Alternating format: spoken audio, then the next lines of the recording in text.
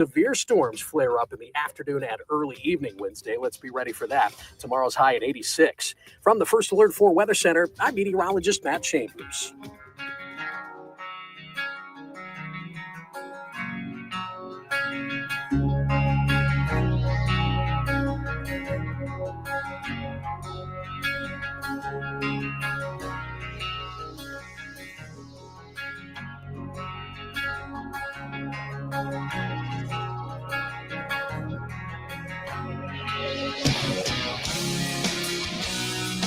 Let's get the day started right. This is Mike Ferguson in the morning on News Talk STL. When you were a kid, did you ever disappoint your parents when you weren't grateful for something somebody gave you? Maybe it was a birthday present that just wasn't that great, or maybe a Christmas present or something like that. Well, imagine being offered hundreds of millions of dollars and then saying to the entity that gave it to you, yeah, that may not be enough. We'll see. Maybe somebody will give me something better. Yeah, that's actually happening to the people of Missouri and to the state government of Missouri. At 6:20, I'm going to tell you who is saying that. Hey, good morning. Mike Ferguson here. Appreciate you making News Talk STL part of this Tuesday morning. Over the weekend, we got that really troubling news that there was a political assassination in Minnesota. Former Speaker of the House, Democratic lawmaker, shot to death along with her husband, apparently over politics. Now, we're still learning the details of the suspect and everything, but it does go to that issue of just how intense is our political conflict right now, and are we going too far? Somebody else who has been in the speaker's role is our very own Tim Jones, and I wanted to tap into his experience about that and how it affected him, and so we talked to him about it on Monday.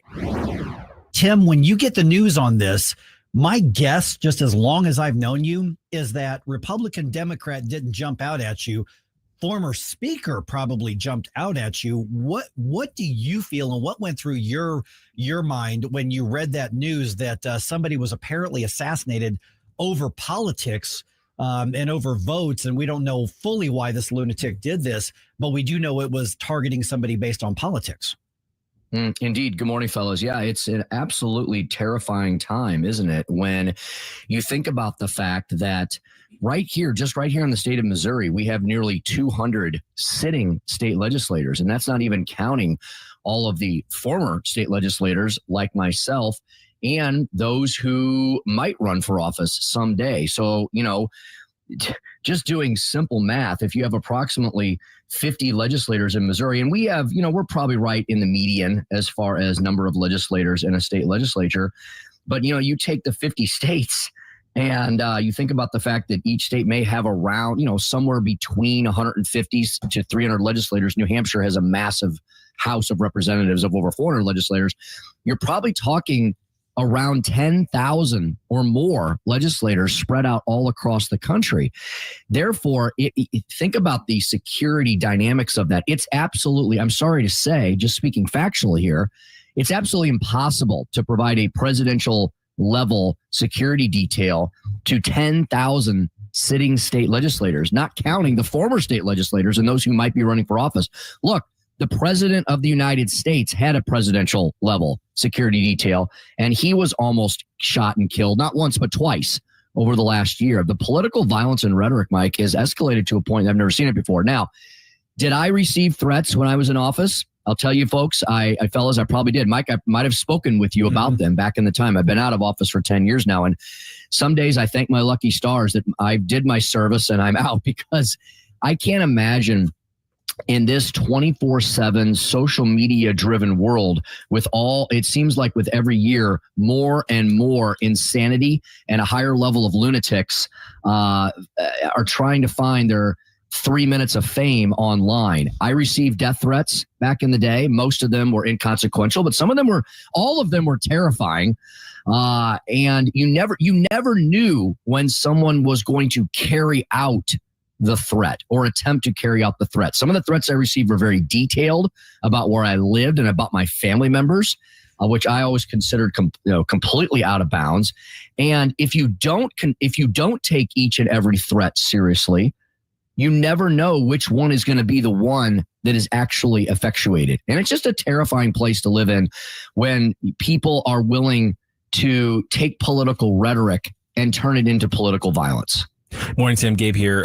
So yeah, I think we've kind of like you said, we've kind of lived with the threats for a while now, and I think they were less likely to be executed, back in the day, but people are getting more and more comfortable with it. We're seeing it based on some of these polls that I've seen. We're getting used to, or we're getting more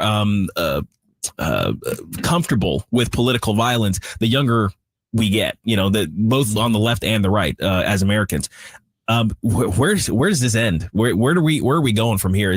I'm worried about the future, who's going to be brave enough even to step into this arena when they know their life may be on the line. Well, it will never end, unfortunately. I hate to say that, Gabe, until the leaders decide that enough is enough. And in kind of thinking about what I was going to say this morning, I looked at one of the most recent incidences where a major political leader was shot and almost killed, and that was Steve Scalise. Only by the grace of God. And a lot of an amazing response by law enforcement on the ground at the congressional baseball game practice many years ago. I think that was back in 2018. And most recently, just not even 1 year ago, Steve Scalise put up on his official page, scalise.house.gov, and a press release statement. Scalise on violent Democrat rhetoric. Enough is enough.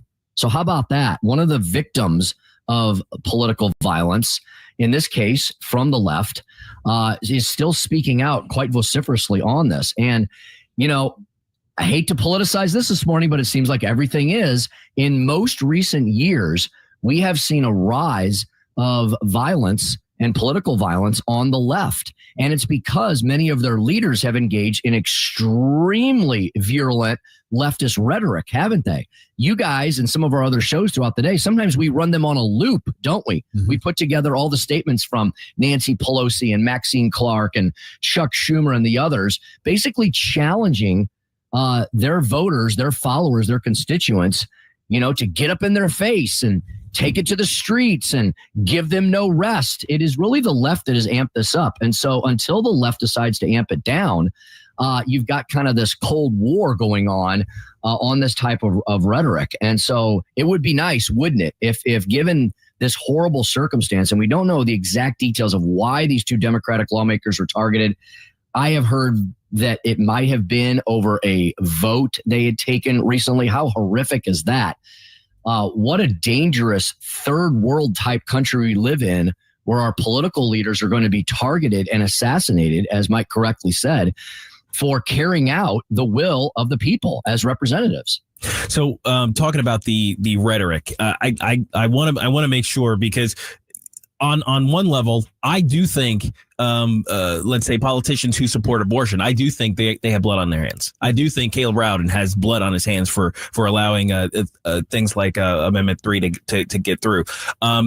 But at the same time, I think what we're hearing from the left, I think is the difference between, I think you are a threat, I think you do bad things, I think you support bad things. I think we are hearing from the left calls to action, like you said, this get in their face, get in the street, let them, don't let them be comfortable anywhere. So how do we parse that so that the public understands the difference between the rhetorical criticisms of the policies as opposed to the calls to action that arguably leads to these things? Right. And let me jump in, Tim, because for instance, we mentioned, because I'm fessing up to how much I can't stand Sam Page, not as a policy, but as a person. Yeah. But I was the one also saying, stop going to his house and harassing his family. I was very, very vocal about that should be off limits as well. Yeah, guys, it is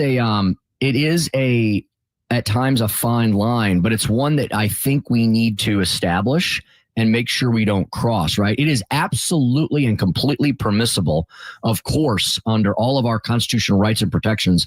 And it's why we are a free country, that we get to criticize our elected leaders for the policy positions they have. But Gabe, you just hit the nail on the head there. It's the call to action that has become so much more than a dog whistle. It's become a freaking trumpet blaring in the streets most days, where these Democrats and those on the left are actually encouraging their followers to go do something to conservative, Republican, libertarian leaning elected officials. That is the line you cannot cross. And unfortunately, that call to action, guys, it has instigated people to take action. We have countless examples over the last few years. I don't notice and I don't see, and I'm not trying to be unfair here, but I don't see that level of a call to action, nor do I see actions being carried out by those on the right. And it starts with Democrats pounding this drum over and over again. They say things like, for example, Kamala Harris and others have regurgitated this talking point about Donald Trump being a threat to democracy and a threat to and calling him a Nazi. Right. Well, that's rhetoric that, in my opinion, crosses the line, because you're saying that someone is a genocidal killer and is a threat to our way of life. Well, you get someone who's maybe just looking for a reason to tip over that edge, and I think you've just granted it to them. Okay, we're visiting with Tim Jones. You can hear him every afternoon, 4 o'clock to 6 o'clock. We're a little over, Tim, but let me wrap up with this question here. Okay, so what do we do about it to make the situation better? I don't plan on backing down on what I believe in and on the issues and on the candidates I think are bad and the candidates I think are good, but talk to all of us, including us, to say, wait a minute, we all need to be part of the solution to prevent these things from happening while we battle over ideas, because I don't want to back down on what I believe in. But what then should all of us, right and left, including those of us here at News Talk, what should we be doing, and what's the right way to approach this to not back down on the issues, but not give any quarter to anybody who would take this to the level of actual assassination? Because we cannot have a society. We cannot have the society that we think we are and be as good as we think we are or want to be if we allow this type of thing to happen. Yeah. And Mike, again, it is a distinction with a difference that we all have to begin to try to use our noggins to try and ferret out and to understand. We should absolutely and continuously speak passionately about the ideas we stand for, but we must likewise also speak out against those who are urging violent action to be taken against the people who don't believe in our ideas or who have ideas that are different than ours. Another example, Congressman Goldman, another virulent Trump hater, famous for saying President Trump has to be eliminated. You can't talk about attacking, eliminating, killing the person, right? You can talk about how bad their ideas are, but make sure that in your rhetoric, you're keeping the focus on the principle, on the public policy, and not on the person, not on the personality. It's the personalization of the violent rhetoric and the calls to eliminate, quote, eliminate those people that is the dangerous crossing of the line, in my opinion. All right, 314-912-1019, still ahead here, right around 6:20. Imagine being told, here's hundreds of millions of dollars just for you from the taxpayers, and then responding by saying, that may not be good enough. I'll tell you who said that right around 6:20 here on 101.9 and 94.1 News Talk STL.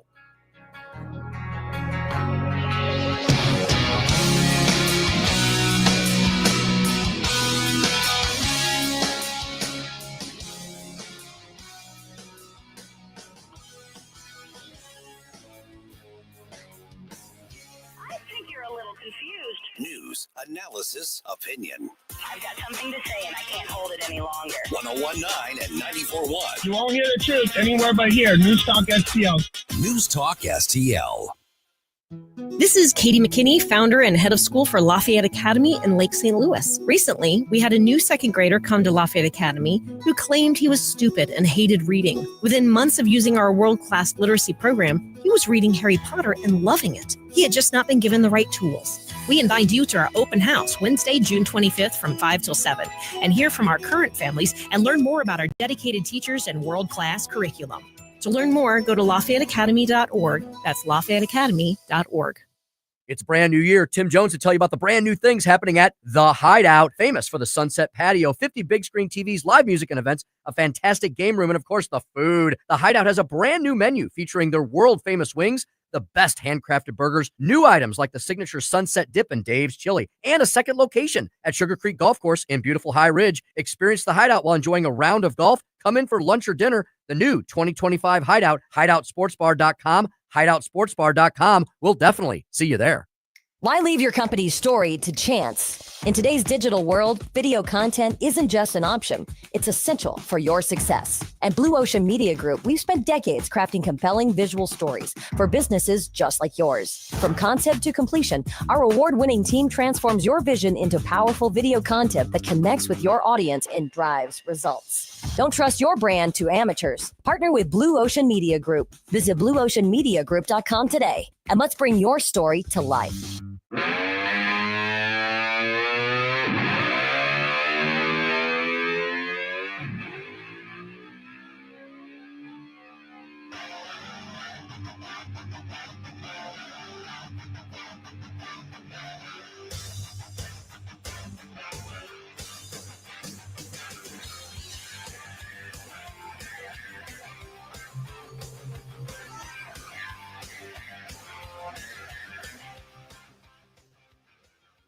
All right.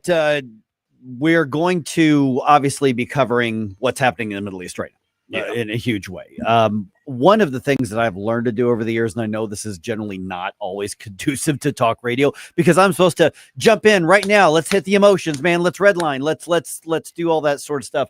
And we're going to talk about it. But I've always kind of had a rule personally over the years of just seeing how things have changed. And now social media comes in, you get all kinds of lousy information, is that let's give it 24 hours to see what's really happening. But we do have some facts. We do know there's mobilization of U.S. military assets. We do know that we are putting our stuff and people in a position to get involved. Now, that's not to say we're going to get involved. Sometimes that's just a show of force, but it's also a step closer to it. So for the next, hour or so, we're going to be obviously relying on some of the national stuff. And then obviously at the top of the hour, I've got some news on that as well. Yeah, the world is watching. Is the Middle East headed into another war? And will President Trump decide to make the U.S. part of it? We'll have that update for you in minutes. And also, not everybody in radio is ugly. So if you have a smart TV, you can definitely download either the YouTube app or the Rumble app, and you can join in because this is more of a pride thing for me. But whenever we're talking about relevant things, I try to find graphics and images. Mhm. I try to give the audience as much information as they possibly can handle. And if you put us on your TV, you can walk around, you can do your morning tasks, and then come back and you can see exactly what we're talking about. Exactly. I mean, I am kind of ugly, but that's not everybody is. Gabe's a good looking guy. Oh, Gabe's handsome. Exactly. All right. 5:51 right now. Okay. So you remember that property tax deal that was made to win over the vote in the Missouri State Senate? Yeah. So the Chiefs and the Royals get their hundreds of millions of dollars, of $1.5 billion in total and everything. And Senator Rick Bratton, among others, negotiated a property tax bill that had one application on some counties, another application on other counties, if they vote for it, and then other counties, like St. Louis County is not even included in it, from what I can tell. So there are already questions as to whether that's going to survive if a court challenge is filed to it. Oh, so the bottom line is that it's possible that this deal could have been made. The votes could have been, I don't want to say sold because negotiations happen. The corporate welfare happens, but the other part of the deal doesn't go through if the courts block it. So just to make sure I'm understanding properly. So the deal that was negotiated to pass through the bill that also damaged the reputation of Freedom Caucus because of this scandal. Yep. Well, I wouldn't say scandal because it was not the entire group. It's politics. But that benefit that he sold out for may not even come to fruition. That's exactly it. Wow. So I checked with my buddy Dave Rowland he's one of the probably best known constitutional lawyers in the state of Missouri. And because I saw that he was quoted in a news article saying this probably would not pass the constitutional muster of the Missouri Constitution. And I asked Dave about that, and here's what he told me.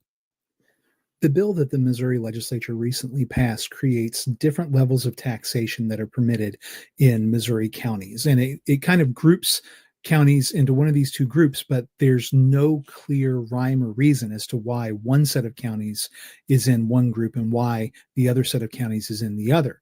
This runs afoul of a provision of the Missouri Constitution that prohibits what are called local or special laws. And the basic principle embodied in that provision is that if a policy is a good idea, it should apply for everybody. It shouldn't selectively apply to one part of the state, but not the other. It shouldn't apply to one group of people, but not the other. So a challenge needs to be brought. And I think that the challenge would be well-founded, but there is a question about how the courts would treat it. If the courts decide that they just think that the division of the counties is roughly rational, then they may well uphold this provision. Yeah. So there's the what Dave thinks is the correct application, and there's judges who may not want to mess with the politics of it all. So, but that was brought up at the time because, we were talking to, some of our lawmakers here and, the lieutenant governor and some others. It was pointed out that the way this was done, and this is one of the things I think that caused that fracture in the Freedom Caucus, is that regardless of what happens, the way this is written, if the property tax relief part of this, which as Dave Rowland was pointing out, doesn't apply to everybody, just some, his district's taken care of pretty well. Others, they would have to vote on it, but, and then others don't even have the option. Mm-hmm. But even if that is struck down by the courts, the way that this law is structured, the Chiefs and the Royals are safe. They get our money. Wow. Yeah. So all of this negotiation, it turns out possibly, now who knows, maybe nobody's going to file a lawsuit against it. Maybe it's just going to be allowed to go. Maybe somebody will file a lawsuit and then the courts are like, yeah, we're not messing with it. We're not getting that. That's your politics. We're not getting involved in that. But it is possible that the deal could be struck down by the courts, but preserving the corporate welfare for the billionaires. So quite literally then, in that case, only the Kansas City teams would actually have gotten anything out of this deal. Assuming they even stay in the state. Because they're now, I read an article on Outkick, which I want to talk about here in just a little bit, where the Chiefs basically were like, you gave us something. We'll see if it's good enough. Basically the equivalent of, oh, you want to take me to the prom in that car? You want to take me out on a date in that car? That's what you're wearing? We'll see if somebody else has something better, you know. So I know my worth, I know my value. Kansas City Gold Diggers. Yeah, precisely. Yeah. All right. I saw this on social media yesterday. Missouri State Highway Patrol was among those who were texting out, hey, watch out for those scam text messages. Mm-hmm. I got one yesterday. Oh, I got it. I got the scam text message. You got a printout too for those watching the stream. Yeah, because I got this text yesterday. I was about to leave work. It was just afternoon here. It said, Missouri Department of Transportation final notice. Enforcement penalties begin on June 18th. Our records show that as of today, you still have an outstanding traffic ticket. I've not had a traffic ticket in like 20 years. Wow. In accordance with Missouri State Administrative Code, that's not what it's called. It's called Missouri State Revised Statutes of Missouri. It's not called Missouri State Administrative Code. 15C, which is just nonsense. If you do not complete payment by June 17th, we will take the following actions. Report to the MoDOT violation database, which does not exist. That's not a real thing. Suspend your vehicle registration starting June 18th. That's not a real thing. Suspend driving privileges for 30 days. Only courts can do that. Transfer to a toll booth and charge 35% service fee. That doesn't even make sense. No. You may be prosecuted and your credit score will be affected. What? So everybody is getting these things. If you get those, it is a complete scam. Report it as junk, but do not, for the love of all that's good and holy, click on the link that's included. Do not do that. Hi, Kirk Hilsinger here, and I'm the new chairman of the St. Louis Republican Central Committee. I invite you to our meetings that take place the first Thursday of every month at 3710 Hampton Avenue. You can stay connected with us to learn more about how you can get involved, make your voice heard, and contribute to our shared goals. Together, we can make a difference in the city of St. Louis and the state of Missouri. For more info, visit our new website at stl-gop.com. That's stl-gop.com. Paid for by St. Louis City Republican PAC. Curtis Farber, Treasurer. All aboard! There's a new way to travel, and it's one of the oldest forms of transportation. Travel by train. Yes, consider traveling around the United States on Amtrak. Traveling by train is a lot less of a headache than taking a plane, and you'd be surprised how many places you can go on an Amtrak. And there's no passports or IDs needed. Find out how to get where you're going as soon as tomorrow by train. Call the Amtrak Travel Hotline right now. We'll book your trip and email your tickets within minutes. Skip the drive to the airport and skip the lines. Call right now to book your Amtrak reservations. We service most of the United States. All aboard! Do something new. Travel by Amtrak today. 800-867-6917. 800-867-6917. 800-867-6917. That's 800-867-6917. Number one for live and local conservative talk. I've been a registered Democrat for 28 years. I'm really glad you're talking about this. You gotta love these idiots out here. They think we're all stupid, I guess. news, analysis, opinion. Totally agree on that. I disagree with you. It's over. Very upset. Thanks for taking my call. Thank you for taking my call. Thank you very much for taking my call. Wanted to ask you really quick. Is there room on the bandwagon for me? 101.9 and 94.1 News Talk STL. KLGY HD3 Clayton, K270BW Belfast, KNBS Bowling Green. This is News Talk STL at 101.9, 94.1, and always streaming at newstalkstl.com. News this hour from townhall.com. I'm Rich Thomason. President Trump now back at the White House after departing the G7 gathering. The president abruptly left the G7 summit in Canada one day early, returning here to meet with his national security team in the White House Situation Room. He told reporters on Air Force One that Iran should have agreed to a nuclear deal and that now he's looking at better than a ceasefire between Iran and Israel. Asked what that means, the president said an end, a real end to the conflict, and that he was looking for a complete give up by Iran. Greg Clugston, the White House. Israel has started targeting Tehran, and traffic is jammed with people trying to escape the city. Iran, in return, has been firing missiles at central Israel, keeping the Iron Dome missile defense system busy. As for President Trump's handling of the Iran situation, Senator Tom Cotton says couldn't be much better.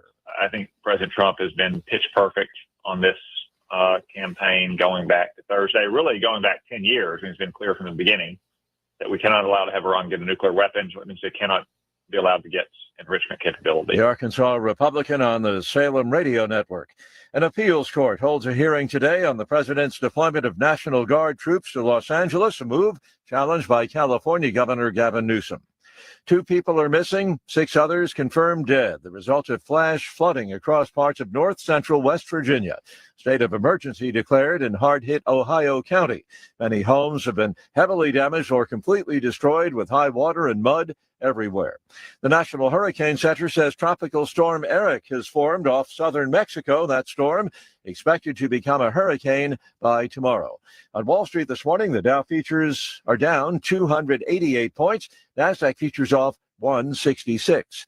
More on these stories at townhall.com. The following is not an actor, but a real-life story from Trinity Debt Management. Hi, my name's Neil. I have some advice for you if you've been trying to break free from credit card debt. You can start by doing what I did. Get your bills together and call Trinity Debt Management. Trinity is dedicated to helping people like me become debt-free. When I called, my first experience was a feeling of relief. My counselor was kind, and best of all, she didn't judge me. In just a few minutes, she helped me figure out a plan that consolidated all my bills into one lower monthly payment. This substantially reduced my high interest rates and put me on the road to success. In the end, I saved thousands in interest, and today my credit card debt is a thing of the past. If credit card debt has you down, call Trinity at 1-800 1-800-990-6976. My name is Neil. Take it from someone who's been there. Call Trinity and become debt-free for keeps. 1-800-990-6976. From the Michaels Flooring Outlet Weather Center. Patchy, dense early morning fog makes way for partly cloudy and hotter conditions today. 91 for the high, heat index around 95.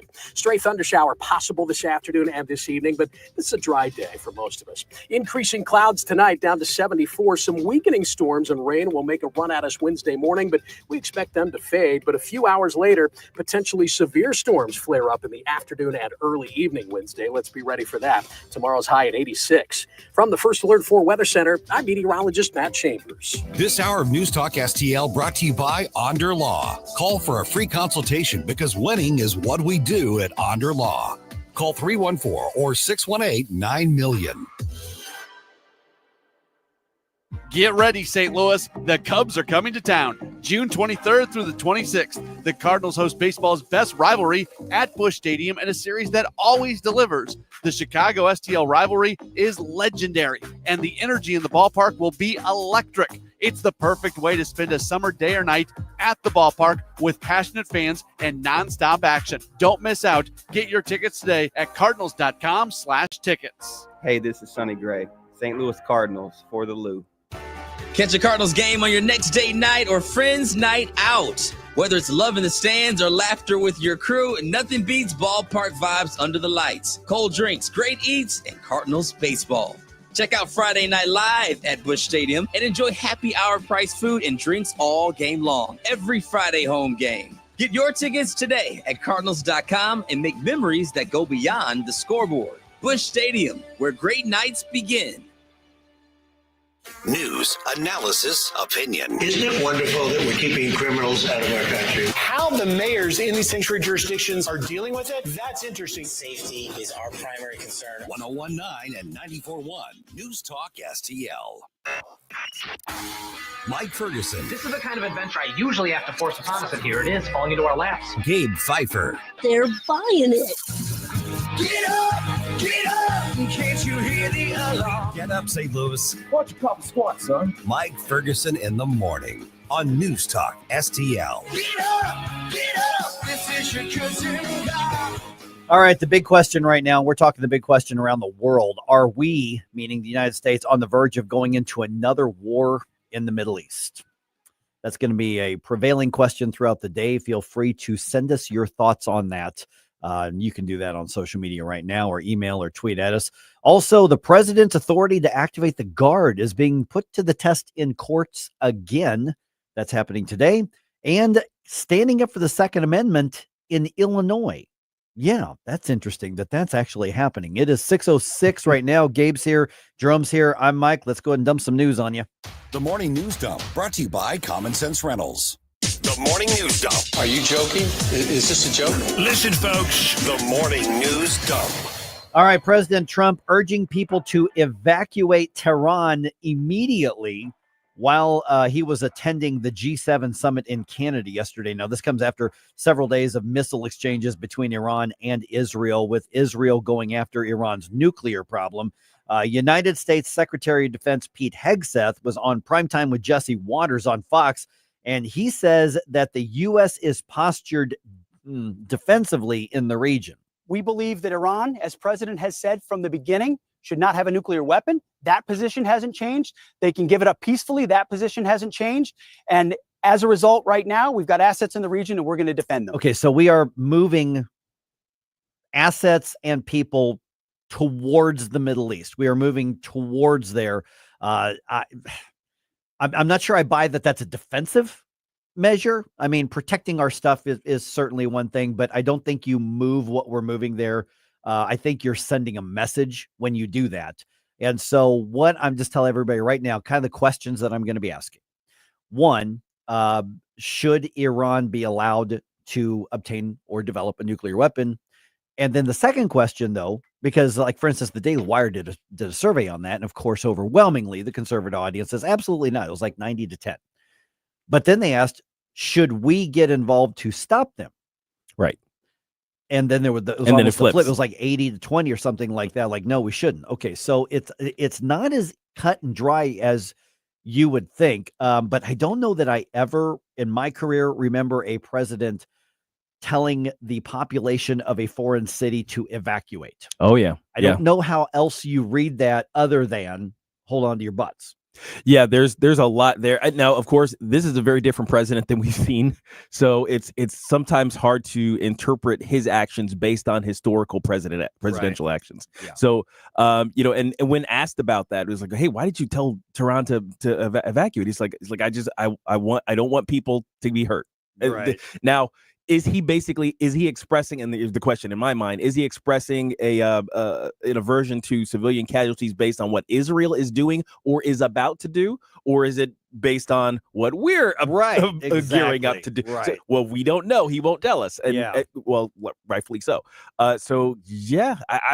I'm nervous. I'm definitely nervous for this situation. Although it reminds me of some previous situations where we've had to send an aircraft carrier into the region, basically as an act of intimidation. We've dropped some bombs on people. We've sent some what do you call it?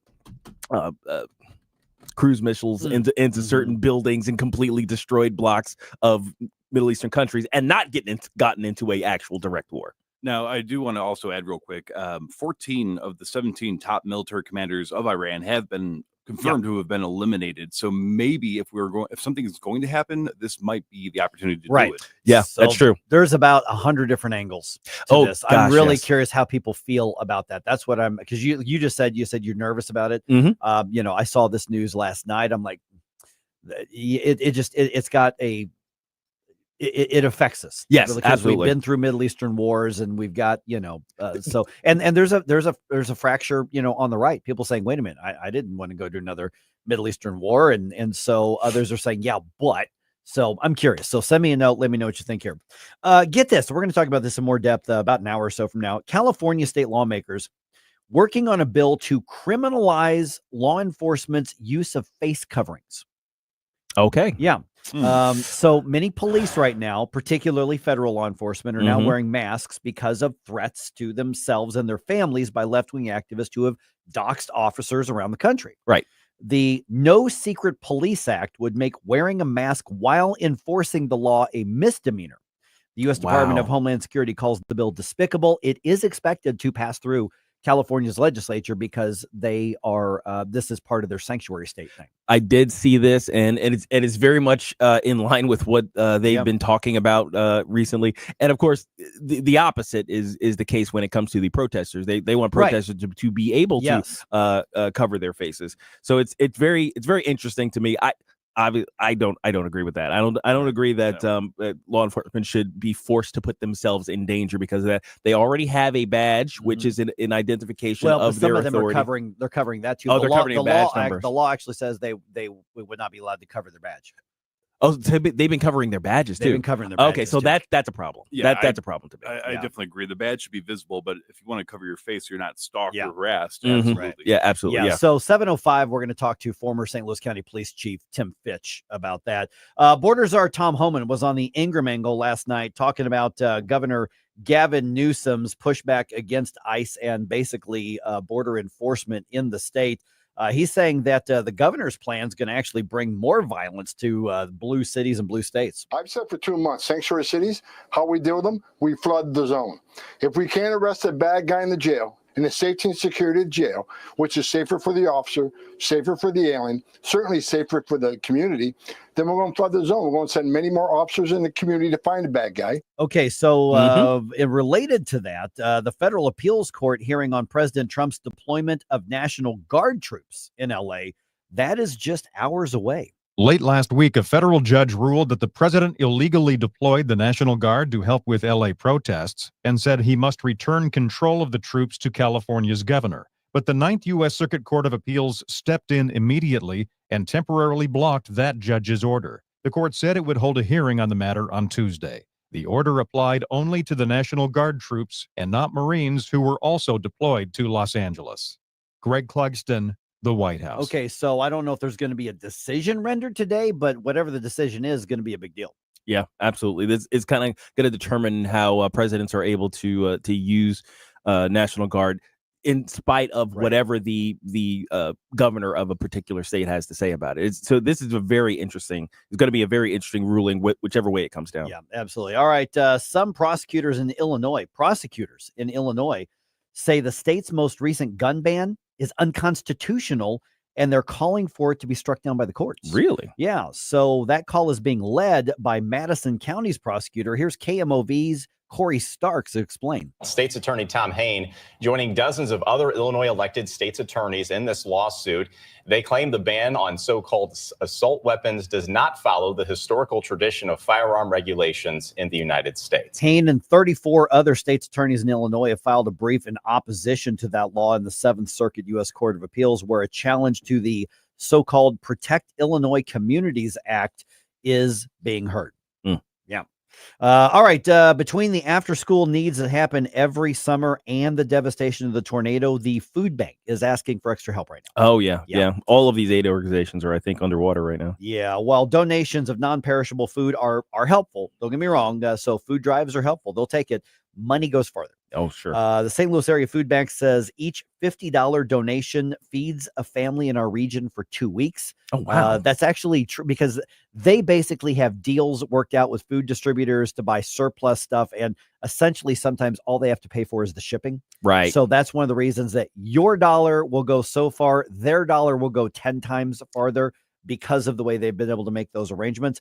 More information at stlfoodbank.org. All right, the Cardinals have a chance to turn things around starting tonight. Redbirds have lost 7 of their last 8 games, but a series against the hapless White Sox starts this evening. Matthew Liberatore is going to be on the mound for the Cardinals. He is 3-6 on the season, so he needs to turn stuff around as well. For real. First pitch is at 6:40, and the game is on FanDuel. This could be another one of those things. Just you've noticed in sports in St. Louis, it's all either we're really hot, really high, or we're really sucking really low. Just like it's like nothing in between. Seriously. Right now. Stop playing with my emotions, teams. Inspiration, you have a soul so dark, it is no more.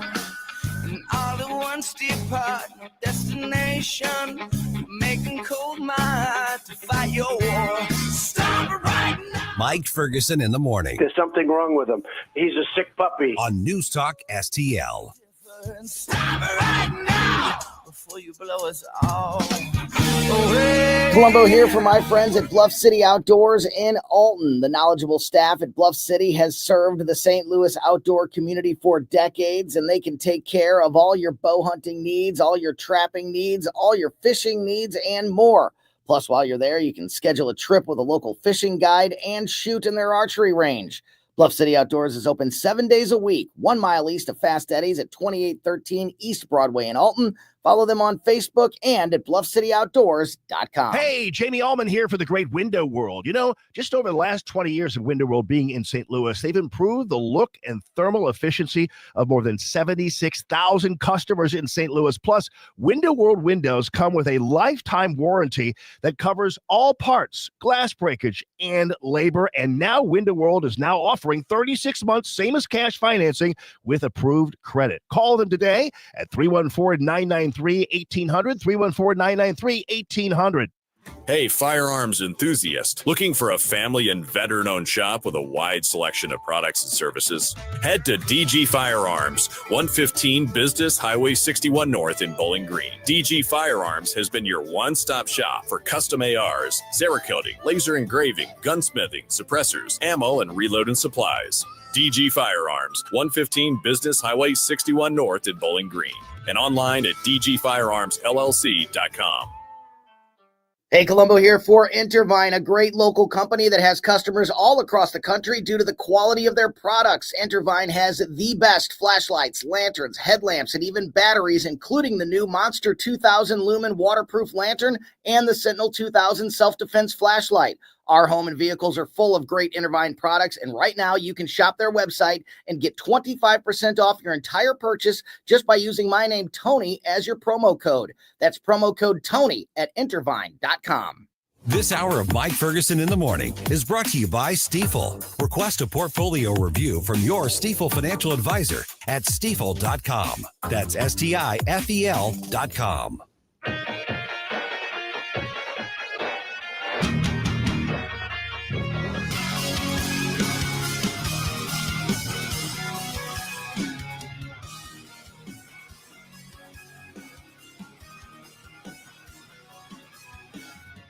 Hey, this is Larry Connors. Make sure you're listening later today at 6 o'clock on News Talk STL for my show, Larry Connors USA. Now, back to Mike Ferguson in the morning. Okay, so basically the mindset or the vibe is something like this, Gabe. Thanks, I guess, for that handout, suckers, but maybe I can find somebody else who likes me more better. Wow. Yeah, that seems to be the attitude of the billionaires who own the Kansas City Chiefs. Mm-hmm. Now, are they doing this now? Yeah. All right. So we also got the lawsuit tourism. Yeah, lawsuit tourism. Okay, yeah. so if Illinois high taxes and ridiculous regulations aren't enough to scare away employers, maybe the threat of frivolous lawsuits will be.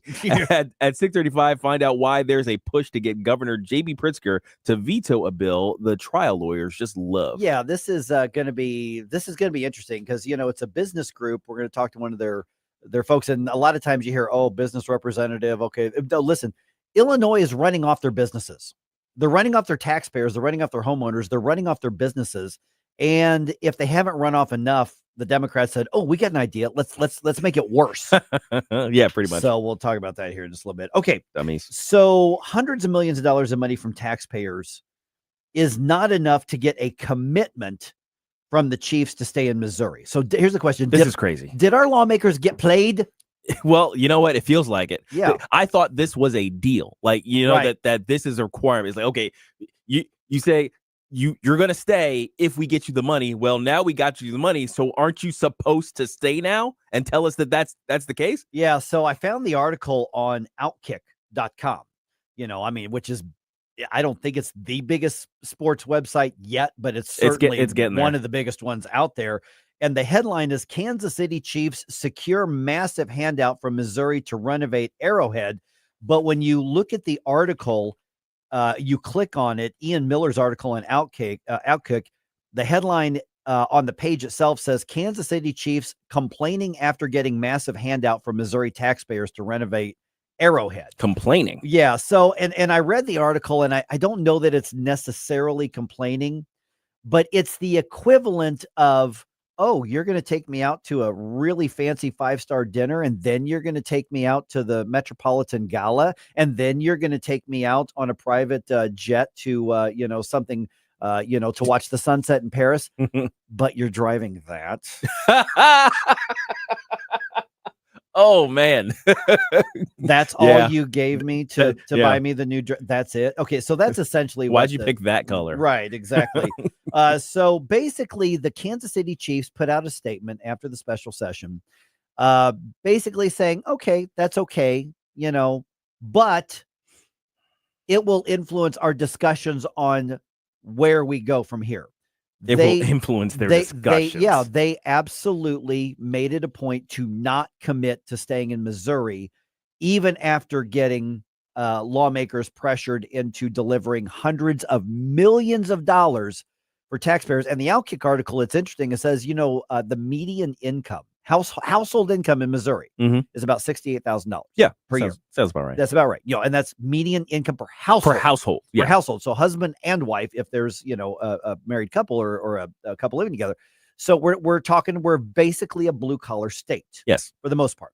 And the Chiefs are like, maybe that'll be enough. Maybe that'll help. But they made it very, very clear. We're not promising you anything. We wanted you to promise us something. Right. But we're not promising you squat. Yeah. So I asked the Show Me Institute's Patrick Toohey about that. And here's what he told me about as far as what should lawmakers and what should taxpayers take from this. Here's Patrick Toohey. No one should be surprised to learn that even after getting everything they wanted from the legislature and the governor, the Chiefs are still not willing to commit to stay in Missouri. These teams make decisions based solely on what is in their best interests. They're not operating out of love of the state or their fans or romantic notions of pride or anything sentimental. As I said in my testimony before the House, The teams are likely to take the offer from Missouri and use it to get a better offer from Kansas or to play Clay and Jackson County taxpayers against each other. This is what happens every time. The lesson for everyone is that the teams and their owners do not love us, and we shouldn't let our love of them cloud our thinking. Elected leaders must act in the best interest of taxpayers, but that's not what happened here. Our leaders let the teams dictate the terms of negotiation. The teams even set a deadline for the legislature to act. And in return, taxpayers are getting precious little, if anything. The governor and the legislature let themselves get hustled. Yeah, I think Patrick is 100% correct. Totally right. Yeah, that's exactly what happened. Can we repeal it? Well, not without another special session. It's already been signed into law. Repeal it. Yeah, Look, that would be a flex. I would, you know how much good cred the entire legislature and the governor would get after that debacle. Is like, oh, you don't want to repeal it. Come back, vote on it. It should take 20 minutes, guys. Yep. And the weird part is, and we were talking about this just a little bit ago, right before you got in, Gabe, is the deal that was made to get the votes of the Freedom Caucus guys, the property tax relief thing, which doesn't guarantee property tax for most of the state. Right. Yeah. That appears to be vulnerable to a court challenge. Oh, geez. So that's going to turn out to be basically a scam too. Yeah, because I talked to Dave Rowland, our favorite constitutional attorney, who's a truly one of the experts on Missouri's constitution. And in addition to the U.S. Constitution, I mean, he used to work for the Institute for Justice. Now he runs the the Freedom Center of Missouri. But outside of his role there, I saw him quoted in an article that was published in Springfield. And I said, "Hey, Dave, tell me about this.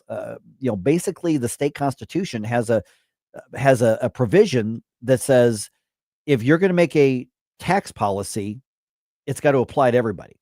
You can't carve out certain areas, right, to have different tax laws. And that's what this thing does. Because, Senator Rick Bratton, again, who's a good guy and right most of the time, it's unfortunate that his deal making fractured the Freedom Caucus. Hopefully they can rebuild. But he took a deal to protect his district, and they got, special tax relief, property tax relief. And then, dozens of other states are going to be allowed to vote on that. And then other states aren't included at all.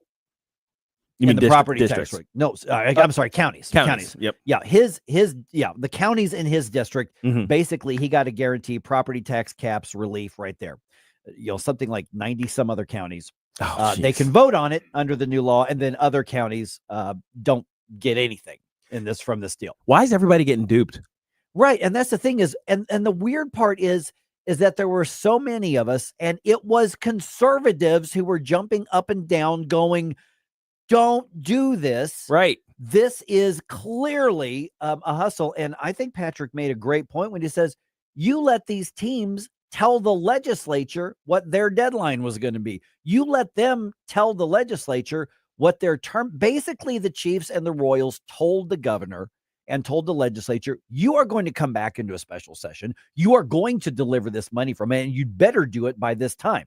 So here, basically, here is what you owe me, and here is your curfew. You will deliver taxpayers' money for this for us, or else. Or else, yeah. And basically. so, the lawmakers ended up getting duped.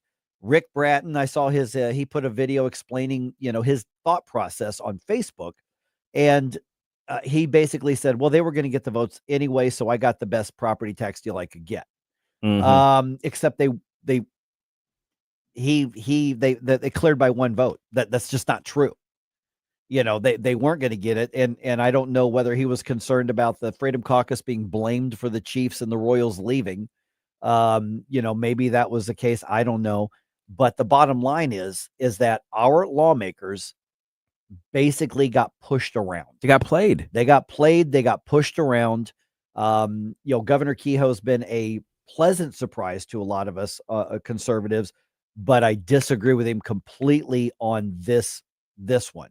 I think this is corporate welfare, and I think the Chiefs' reaction in particular confirms what Patrick Tuohy just said.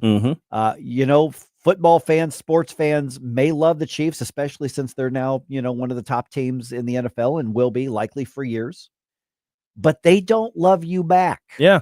They couldn't care less. If they could get a better deal and make more money in Nashville or in Salt Lake City or somewhere else, they're out the door because they're a business and they are a $1 billion plus business. You are just sources of revenue. You're the market for them, but this isn't the free market. They pushed a small state legislature around and pressured them under threats of leaving. It's crazy. To give them hundreds of millions of dollars of taxpayer money. And then now basically are just shrugging like, yeah, we'll see whether that's good enough or not. Quit simping. Know your worth. Honestly, yeah. Come on, legislature, read the room. I mean, well, here's the thing that I'm still not getting. Our politicians don't seem to be reading the room on public sentiment. No. We already said the people in the region who have the most to lose if those teams were to go. They already said, it's fine. It's fine. Don't do not just it's fine. No, go. Right. If you really want to go, then leave. And then our elected officials just started hand wringing all of a sudden as though the more important people or the more important group in the three-way discussions between the teams, the legislature, and the people were the teams. I thought we were the more important ones. Right. Gosh, what's happening? This is I think unfortunately proving us, and I mean like conservative media proving us right. Yeah. Is that corporate welfare, bad idea. Mm-hmm. There's a fine line somewhere between public-private partnerships on some things. Sure. Very few, vanishingly few. This ain't one of them. Mm-mm. Don't do it. I'm a sports guy, and even I say, you know what? Don't let the door hit you on the way out. Or do. I don't care. That well should be dry. Honestly, it really should. The money that we give away to sports teams anywhere in the country should be that well should be dry. That money tree is dead. Yeah. Let it burn in fire. Yeah, exactly. All right. So that's Missouri. In Illinois, it's bad enough.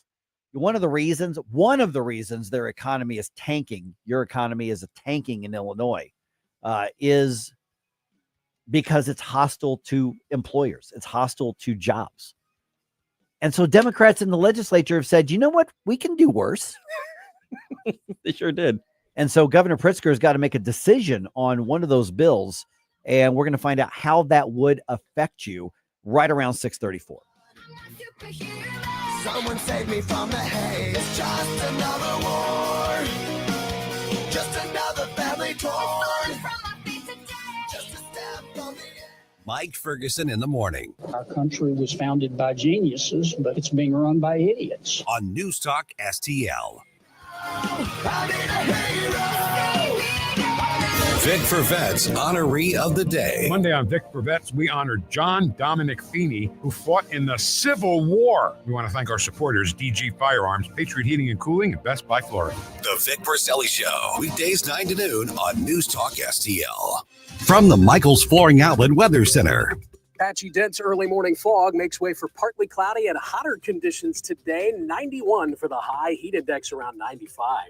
Stray thundershower possible this afternoon and this evening, but it's a dry day for most of us. Increasing clouds tonight down to 74. Some weakening storms and rain will make a run at us Wednesday morning, but we expect them to fade. But a few hours later, potentially severe storms flare up in the afternoon and early evening Wednesday. Let's be ready for that. Tomorrow's high at 86. From the First Alert 4 Weather Center, I'm meteorologist Matt Chambers. Hey, it's Vic Porcelli here with our great friend Chris Cooper from Serenity Wealth Management. Hi, Chris. How are you, Vic? I don't want to put anybody else down, but that when you go up and visit you at Serenity Wealth, your place looks like home. So a lot of financial advisory offices, they have, the big mahogany desk or the big marble entryways and things like that. The stock market channel on the TV when you walk in the door, right? That doesn't really drive a good conversation. Good financial guidance and advice starts with a good conversation. People are nervous. People are afraid to talk about finances, right? And so you can see a little standoffish. Well, my objective is to try to have a good casual conversation. By having those conversations about life,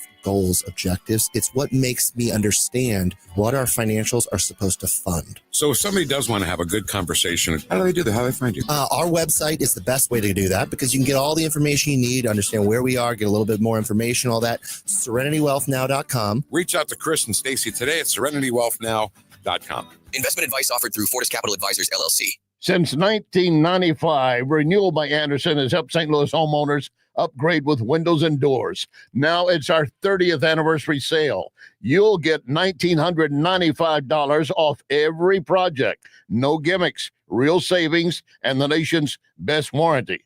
The offer ends June 30th, so you don't want to wait. There are some restrictions. Visit rbastl.com.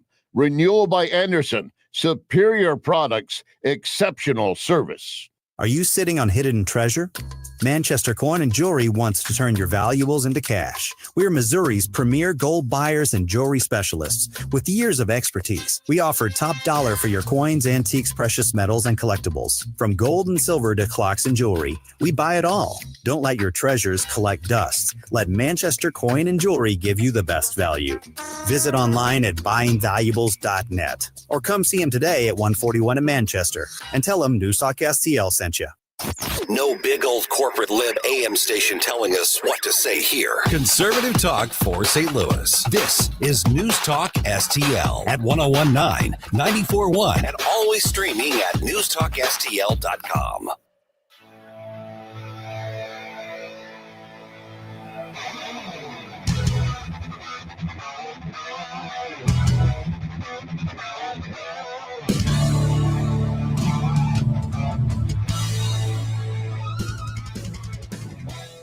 Hi, this is Aaron Dorr. Check out my show, Shall Not Be Infringed, Sunday nights at 9. But now it's more of Mike Ferguson in the morning on News Talk STL. All right, it's one thing to market your state as a tourist destination. Right. I mean, there's some states that can do that really, really easy. Obviously, Florida with the great weather, California, you can do that. With the Disney stuff and California, like you said, Alaska even. Alaska. I know some people love it. Colorado has the nature, the mountains, the skiing. You've got all sorts of things you can do, but usually marketing your state as a tourist destination is not about trying to attract lawsuits against your businesses. You dummies. Illinois Democrats are on the verge of being Illinois Democrats again. Now, are we on the verge of going to war in the Middle East again? That's another question that's on a lot of people's minds. So we're going to bring you that update in at 6:50. All right. Do businesses need another reason to leave or to avoid the land of Lincoln? I mean, my gosh, I grew up in Illinois. Okay. My childhood, at least in Illinois, central and western Illinois. So close to your heart. Yeah. My dad, pastored the church in Bunker Hill, right across the river from where basically I'm living right now, for years and years and years. And we see terrible policy. We see the taxes. We see the regulations. We see all of this stuff. So Illinois Democrats basically are saying, oh, no, we can do worse. Hold my beer. Oh, my goodness. We're now joined by Mark Denzler from the Illinois Manufacturers Association. Mark, hey, thanks for being on the program here, especially a little bit early in the day.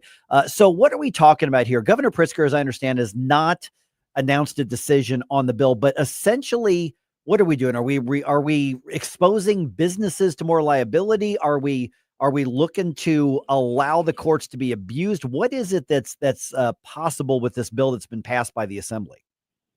Well, good morning. Thank you so much for having me. And Illinois is a great tourism state. We just don't want it to be litigation tourism. What this bill is seeking to do, an initiative from the trial bar in Illinois, is to allow an entity to be sued in Illinois, even if, for example, the company is not located in Illinois, the alleged incident didn't happen in Illinois, the alleged person who was harmed wasn't located in Illinois, but solely the fact they're registered to do business in Illinois means they could be sued in Illinois. And what doing business means is you could have a salesperson that happens to come through 6 times a year, and they have to register with the Secretary of State. And so what this bill does is allow all these lawsuits to be filed in Illinois, even if the actions didn't occur in this state. Morning, Mark. Gabe Pfeiffer here. So it's sounding like kind of like the bizarro version of Delaware. Because at one point, Delaware was the place where you incorporated your business because it was very, very friendly.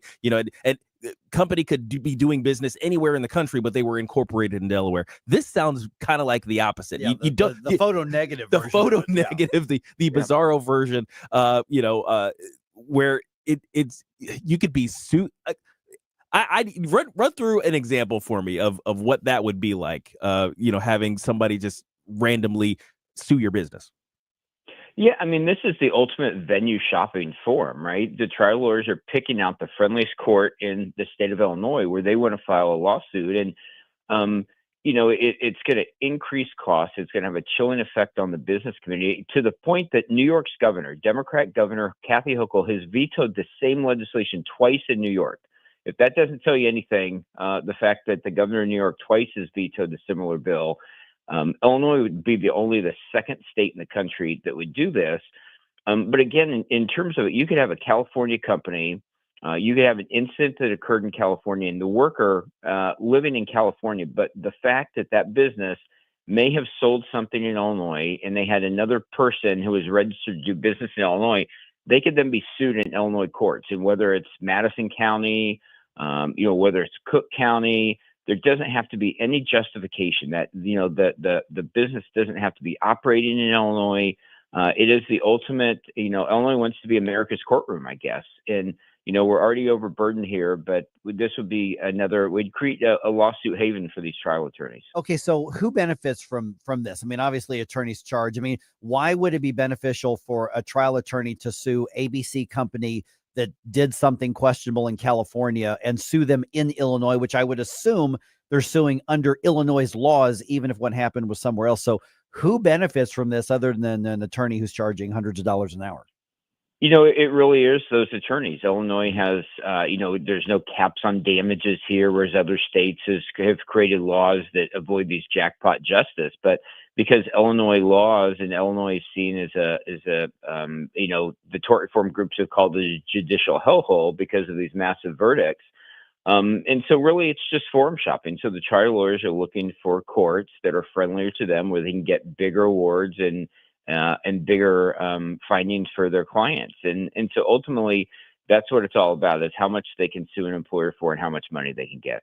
Okay, so what the way I usually war game these sort of situations is, all right, well, what is going to be the human response, the normal, intelligent human response to this new piece of legislation? Because we know these things aren't static.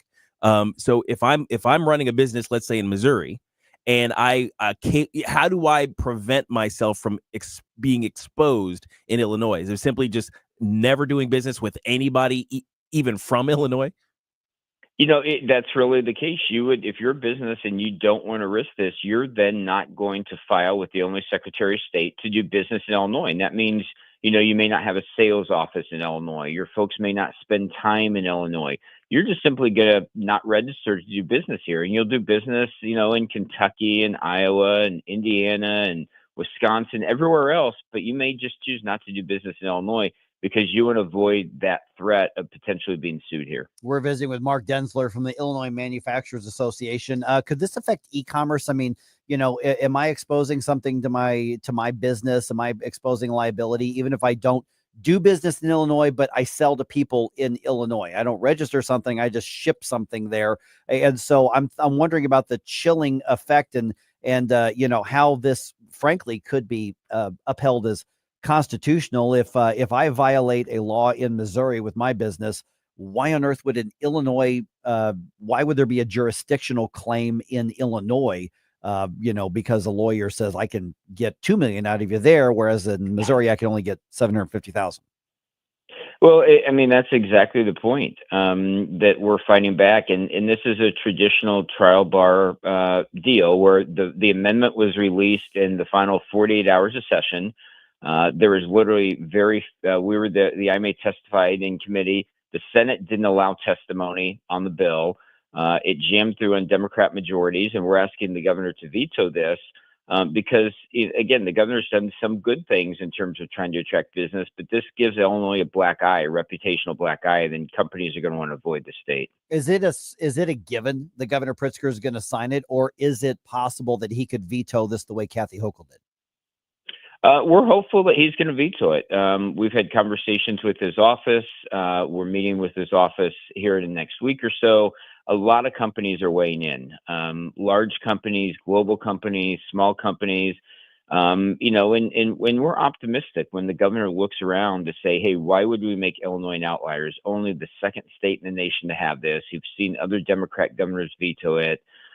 He's seen the negative impact, and there are constitutional questions. There's been one Supreme Court ruling called the Mallory case, and it was 5-4. It was split, and actually it was a really weird vote with Democrat and Republican justices, but they said that this probably violates the dormancy clause of the Commerce Clause, that court did not rule on that particular thing. And so that's been remanded back to the courts in Pennsylvania. And so that's another reason we should wait and see what the Supreme Court says before Illinois would take this step to make it more negative for the business community. Okay, you mentioned some of the local areas here, Madison County, St. Clair County, some of the areas around here in the St. Louis area.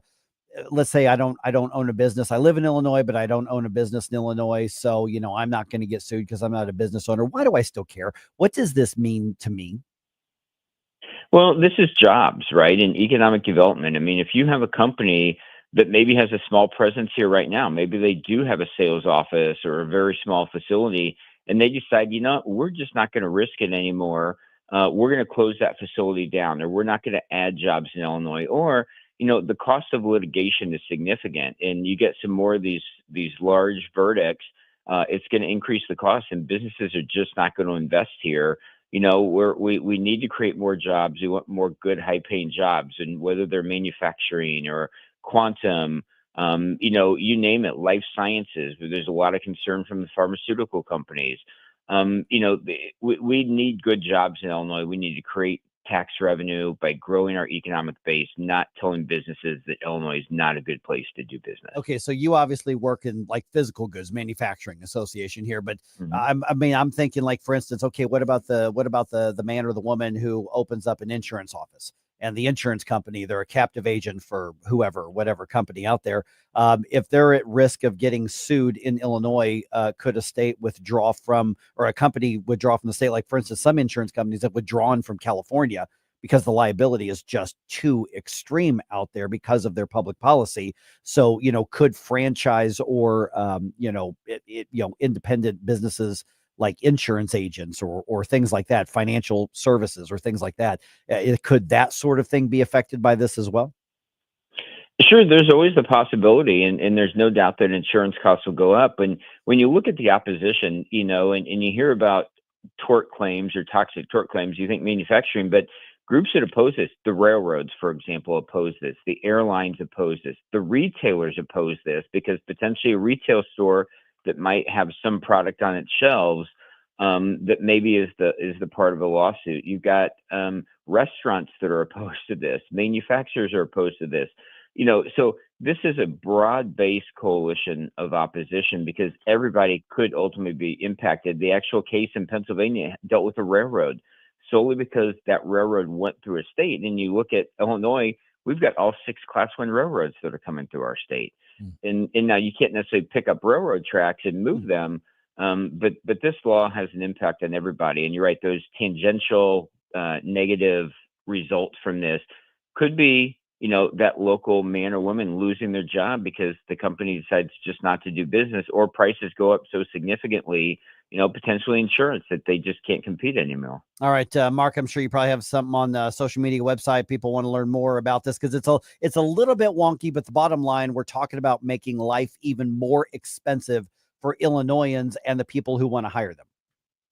Absolutely. This is just a gift to the trial bar if it gets signed into law. And again, this is forum shopping, venue shopping, and there's no reason that an out-of-state company should be hauled into Illinois to be sued under our laws when nothing's actually occurred in the state of Illinois. But folks can go to ima-net.org and look for more information. But again, talk to legislators and just let them know, or the governor's office, that we need more businesses here, not less. All right, Mark, thanks for the update on this. Just a bizarre, I don't know what goes through these, state lawmakers' minds. I just don't get it. But thanks for the update, man. Thank you. Have a great day. Thanks, Mark. I guess I should know what goes through their minds. It's called money. Yeah, apparently. What goes through it, even if it screws over the small business owners. Because what happens is then you get starved of your supply.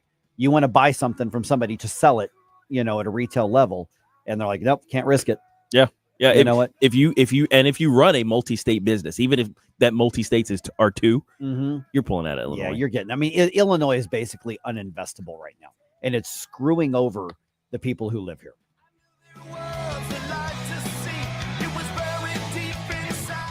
Mike Ferguson in the morning. I've driven all over Washington, D.C. I cannot find the money tree. On News Talk STL. Live and local. Well, here's what's on my mind. I think I got the solution to immigration. News Talk STL. News, analysis, opinion. Tony Colombo here for my dentist, Dr. Matt Boscia at New Creation Dental Care, the one-stop shop for all your family's dental needs. And Dr. Boscia is always expanding his services, now including the incredible all-on-4 full arch implant procedure, full mouth restoration that can give you back your smile in as little as 1 day. No more suffering with damaged or missing teeth or poor fitting dentures. You can see some amazing smile makeovers, learn more about the all-on-4 procedure, and see everything Dr. Boscia can do right now at newcreationdentalcare.com. Another RX Watch, brought to you by Onder Law.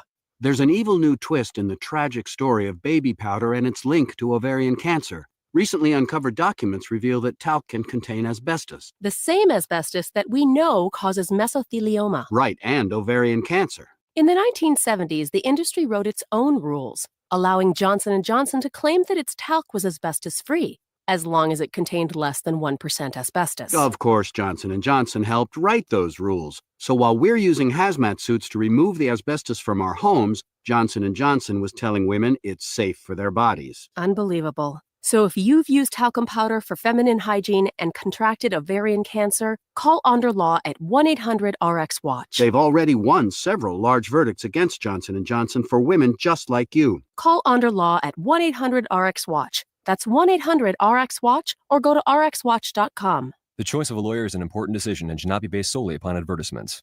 I'm Dr. TJ, owner of the Institute of Natural Health, co-owner of Optimal Nutraceuticals, and the host of Wellness One. Wellness One is designed to cut through the nonsense and provide you common sense science-based information regarding health and wellness. On the show, we discuss topics like thyroid health, gut health, hormone optimization, and many others. Our show airs Saturdays at 10 a.m. and 2 p.m. and Sundays at 11 a.m. and 3 p.m. right here on NewsTalkSTL. And you can visit us at inhstl.com. That's inhstl.com. Tony Colombo here for Gutter Pros, your all-in-one gutter service team that brings years of experience and quality that's affordable right to your doorstep. We discovered Gutter Pros a few years ago when we bought our home and inherited a gutter issue that was on the road to becoming a potentially big problem, but thanks to Gutter Pros was stopped before causing any major damage. They've also repaired the siding on our home because along with gutter repair, gutter installation, and leaf protection, the Gutter Pros are also the best for siding repair and installation. Learn about all the ways Gutter Pros can help your home at gutterpros.com.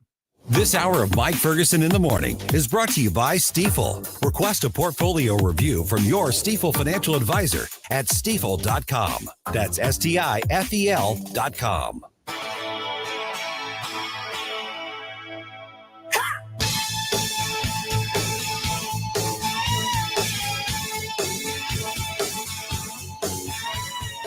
I love that you're starting your day off right with Mike Ferguson in the morning. It's your boy Joe Pags. Talk to you tonight. But now let's get back to Mike.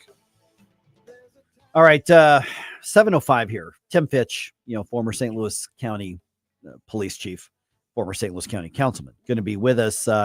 Cops are under fire literally and figuratively right now. And I want to get his thoughts on this proposal in California that targets police over the rioters and so-called protesters, and certainly over targets police over literally illegal aliens in this country. But there's a much bigger picture. We'll talk about that around 7:05. The big question right now, and I'm putting this out for everybody here, are we on the verge of going into another war in the Middle East? And what are your thoughts on that? What are your feelings on that? Also, the president's authority to activate the Guard is being put to the test in court again today. And who would have thought the public officials are standing up for the Second Amendment in Illinois? 6:51 right now. Let's do a news dump. Successful dump. Wake up, America. It all worked out. They got all the news. The morning news dump. Okay, once we get our coffee loaded up, we'll start the local conversation around 7:20 or so. But you can let me know what you think right now or what you feel right now on social media, or give me a call 314-912-1019. President Trump calling on basically the population of Tehran to evacuate immediately. Now, he's already left the G7 summit in Canada because of what's happening in the Middle East. And this comes obviously after days of missile exchanges between Israel and Iran, with Israel targeting Iran's nuclear program in particular. Secretary of Defense Pete Hegseth was on primetime with Jesse Waters on Fox. He says the U.S. is posturing itself defensively in the region. We believe that Iran, as President has said from the beginning, should not have a nuclear weapon. That position hasn't changed. They can give it up peacefully. That position hasn't changed. And as a result, right now, we've got assets in the region and we're going to defend them. Okay, let's talk about what's actually happening and whether or not you can really call that defensive. Now that doesn't mean, for instance, you can square up to somebody and threaten to punch him in the mouth. Right. But not punch him in the mouth. Right. That's true. And I think that might be more of what's happening at the moment, but you're in a position to throw that punch if you decide you want to throw that punch. Yeah, these situations are very fluid and complicated. They have a lot of history behind them, so it gets tough to really pull a full-on evaluation of what's going on out of the air. So if you want to talk about it, we've got many ways you can do so. Absolutely. Okay, let's talk about the riots and things that are happening around the country here. President Trump explaining that ICE must, in his words, expand efforts to detain and deport illegal aliens in America's largest cities, basically targeting blue cities and blue states, including LA, Chicago, and New York. Border czar Tom Homan was on the Ingram Angle, again on Fox, discussing Governor Gavin Newsom's recent comments, saying the governor's plan is going to actually bring more violence into blue cities. I've said for 2 months, sanctuary cities, how we deal with them, we flood the zone. If we can't arrest a bad guy in the jail, in the safety and security of jail, which is safer for the officer, safer for the alien, certainly safer for the community, then we're going to flood the zone. We're going to send many more officers in the community to find a bad guy. Okay, and of course, one of the ways that this has been done to quell these riots against ICE was the president sending in the National Guard, and there's been a big legal to-do about that. The federal appeals court hearing on that deployment of National Guard by the president to LA is just hours away. Here's the story. Late last week, a federal judge ruled that the president illegally deployed the National Guard to help with LA protests and said he must return control of the troops to California's governor. But the Ninth U.S. Circuit Court of Appeals stepped in immediately and temporarily blocked that judge's order. The court said it would hold a hearing on the matter on Tuesday. The order applied only to the National Guard troops and not Marines who were also deployed to Los Angeles. Greg Clugston, the White House. Okay, I don't know if we're going to get a ruling today, but whatever the ruling is, it's going to be a big deal. Okay, we're going to talk to Tim Fitch about this in 10 minutes or so here. California state lawmakers are working on a bill that would criminalize law enforcement's use of face coverings. Yeah, many police, particularly federal law enforcement, are now wearing, the gator masks or other masks because of threats to themselves and their families by left-wing activists who have doxed officers around the country. The No Secret Police Act would make wearing a mask while enforcing the law a misdemeanor. The U.S. Department of Homeland Security calls the bill despicable. And at 7:05, we're going to hear from one of the lawmakers behind this. Absolutely. We need to have a discussion about that whole thing, because we've seen cops doxed and everything. We've seen them harassed. But also we don't want fully anonymous law enforcement, right? We still want to be able to identify these people. So how do we split that? Identify the people, or at least identify the agency. Well, that's what I'm saying. That's where the badge covering aspect of it, I think, might be, because they're covering their badge numbers and things like that. So so we'll talk to Tim Fitch about that in just a little bit. This is interesting. Some prosecutors in Illinois say the state's most recent gun ban is unconstitutional. These are the prosecutors talking, and they are calling for it to be struck down by the courts. That call is being led by Madison County's prosecutor. Here's KMOV's Corey Stark. State's Attorney Tom Hain joining dozens of other Illinois elected state's attorneys in this lawsuit. They claim the ban on so-called assault weapons does not follow the historical tradition of firearm regulations in the United States. Okay, so Hain and 34 other state's attorneys have filed a brief in opposition to the law in the 7th Circuit U.S. Court of Appeals, and that's where the challenge to the Protect Illinois Communities Act is being heard, which we have spoken with Aaron Dorr a number of times about, and you can get an update on that every Sunday right here on News Talk STL with his show, Shall Not Be Infringed. All right, the Cardinals have a chance to turn things around starting tonight, guys. The Redbirds have lost 7 of their last 8 games, but if you're going to turn it around, you do it with a series against the more than hapless White Sox. Yeah. The White Sox are relying on the fact that the Pope is a fan of them, hoping for some kind of divine intervention. That's all the hope they have left this season. That's all they got. Matthew Liberatore is going to be on the mound for St. Louis. He is 3-6 on the season, so he needs to turn stuff around too. First pitch is at 6:40. That game is on FanDuel.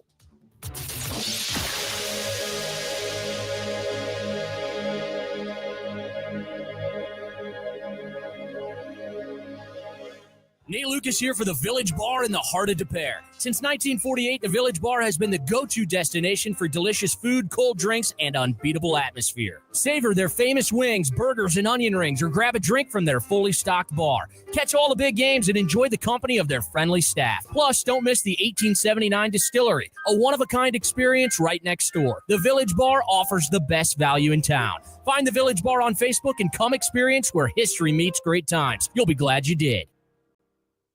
Life's too busy for home maintenance hassles. That's where Nicole Whited Home Concierge Services comes in. From coordinating contractors and managing yearly maintenance appointments for your home and vehicles, to handling your mail, packages, and personal errands and shopping while you're home or away, Nicole takes care of the details so you don't have to. Nicole Whited Home Concierge Services. Call 314-766-1996. 314-766-1996. Effortless living starts here. When it comes to spending your tax dollars and teaching your kids, governments and school districts should be an open book. But in Missouri, that's not always the case. Recently, the Show Me Institute sent out a sunshine law request to school districts across the state, asking for information on whether certain topics are being taught. Specifically, a controversial one called critical race theory was included in the list. Many districts didn't respond. Some wanted to charge large fees to process the documents. Lee's Summit outside Kansas City wanted over $35,000. A rural district, Morgan County, wanted $15,000. The Sunshine Law does allow charging a reasonable fee for sending out information, but there's nothing reasonable about $35,000 or $15,000. These districts should want to be transparent about their curriculums. Taxpayers deserve to know what their kids are being taught. Learn more at showmeinstitute.org. The Show Me Minute has been brought to you by Show Me Institute and Show Me Opportunity. KLGY HD3 Clayton, K270BW Belfast, KNBS Bowling Green. This is News Talk STL at 1019, 94.1, and always streaming at NewsTalkSTL.com. Hour from townhall.com. I'm Rich Thomason. As Israel and Iran continue trading blows, President Trump has returned to the White House. Keep an eye on things. He came home a day early from the G7 summit in Canada. Mr. Trump says a ceasefire no longer good enough. He's looking for an end, a real end, not a ceasefire, an end. So something that would be permanent. Yeah, or giving up entirely. That's okay too. People seem to be heeding Mr. Trump's warning to evacuate Tehran. Traffic out of the city has been gridlocked. Israel, meanwhile, reports liquidating more senior Iranian military officials as Iranian missiles target central Israel. President Trump and British Prime Minister Starmer have announced a breakthrough on trade. At the G7 summit in Canada, the two leaders said they had signed a trade deal that will slash tariffs on UK auto and aerospace industry imports. The president called it a fair deal for both that will allow for greater access to the British market for U.S. products, including beef and ethanol. Starmer said it was a very good day. Despite the announcement, the two countries still are discussing how to handle steel production and pharmaceuticals. Greg Clugston, Washington. Parts of West Virginia's northern panhandle are reeling from devastating and deadly flash flooding. You could have large areas where there's some rain, but then in one concentrated area, it's a torrential downpour, and you're seeing massive quantities of water dumped. It's just Mother Nature at its worst. Governor Patrick Morrissey, the death toll is 6, with 2 people still unaccounted for. Wheeling, Morgantown, Fairmont, among cities hard hit by the floodwaters, and forecasters say that more heavy rain could be on the way later this week. On Wall Street this morning, stock futures pointing to a lower open. The Dow futures are down more than 200 points. More on these stories at townhall.com. If you're living with pain, see how Relief Factor can help. I'm an artist and I'm in my studio. I listen to the radio all day and I'm hearing the ads about Relief Factor. And I've got pain in my neck and it's getting worse. And I'm thinking, well, I'm going to go ahead and order this. 2 weeks later, I've got much better range of motion. If you're experiencing pain at a certain point in life, I would get Relief Factor. Fight pain naturally with Relief Factor. Go to relieffactor.com and get your 3-week quick start today. Only $19.95. Why'd I go to the doctor? One day at the firehouse, I was so lightheaded I could barely stand. Even my crew noticed. Getting checked out was the right call. Turns out I have atrial fibrillation, which increases the risk of stroke about 5 times. Symptoms like irregular heartbeat, heart racing, chest pain, shortness of breath, fatigue, or lightheadedness can come and go. But if it's AFib, the risk of stroke remains. If you have symptoms, contact a doctor. I'm so glad I did. Visit NoTimeToWait.com, sponsored by Bristol-Myers Squibb and Pfizer. From the Michaels Flooring Outlet Weather Center. Patchy, dense early morning fog makes way for partly cloudy and hotter conditions today. 91 for the high, heat index around 95. Stray thundershower possible this afternoon and this evening, but this is a dry day for most of us. Increasing clouds tonight down to 74. Some weakening storms and rain will make a run at us Wednesday morning, but we expect them to fade. But a few hours later, potentially severe storms flare up in the afternoon and early evening Wednesday. Let's be ready for that. Tomorrow's high at 86. From the First Alert 4 Weather Center, I'm meteorologist Matt Chambers. This hour of News Talk STL is brought to you by Inciteful, serving investors for over 130 years. Contact your Inciteful financial advisor at Inciteful.com. That's STIFEL.com. Hungry for the best steak you'll ever have?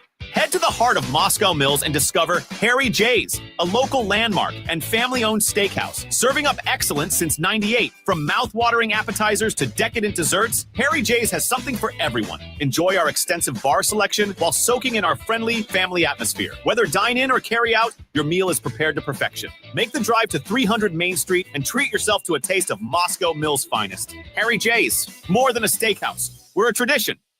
Hey, folks, Jamie Allman here for Newsteader's Fine Jewelry right there at Doherty Ferry and Big Bend. WowDiamonds.com. It's Wow Diamonds for a reason. These are beautiful lab-grown diamonds. They are gorgeous. They will blind you when you walk in and see them, but that's a good thing. Great engagement sets, wedding sets, all these beautiful God-created gems, sapphires, rubies, you name it, garnets, and also all the gold you need, and the famous Bull of a Watch. WowDiamonds.com. Mike Ferguson, You play ball like a girl! Gabe Pfeiffer, I triple dog dare you! Get up! Can't you hear the alarm? Get up, St. Louis. So it's time to get out of bed. Pour yourself the greatest cup of Kofifi the world has ever seen. Rise up with one voice.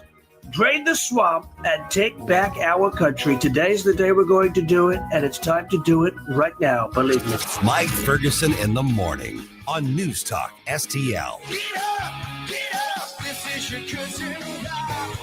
All right, rioters are attacking police officers around the country. Most notably, we're seeing this in LA right now. And one left-wing state considering a plan to charge police with a crime if they wear a mask while enforcing the law.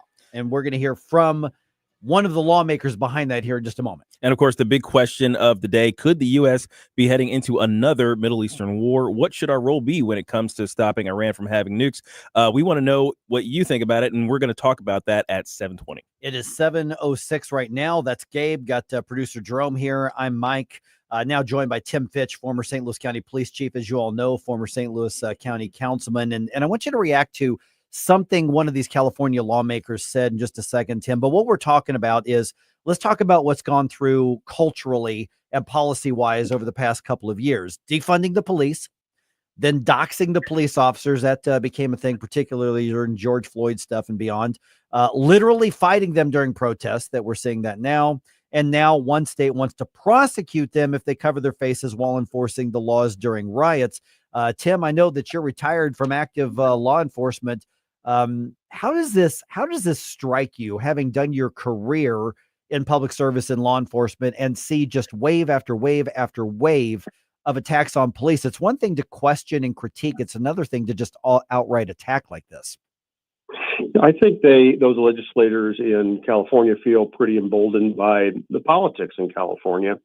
You would never see something like that in a place like Missouri. So it is what it is. We're used to that. The pendulum swings back and forth all the time. And these particular legislators they're really just pandering to their base, their anti-police base. So it's not a terrible surprise. We saw this during the Ferguson riots, which of course I was involved in much of that whole incident there. But I will tell you that there are workarounds for law enforcement to where,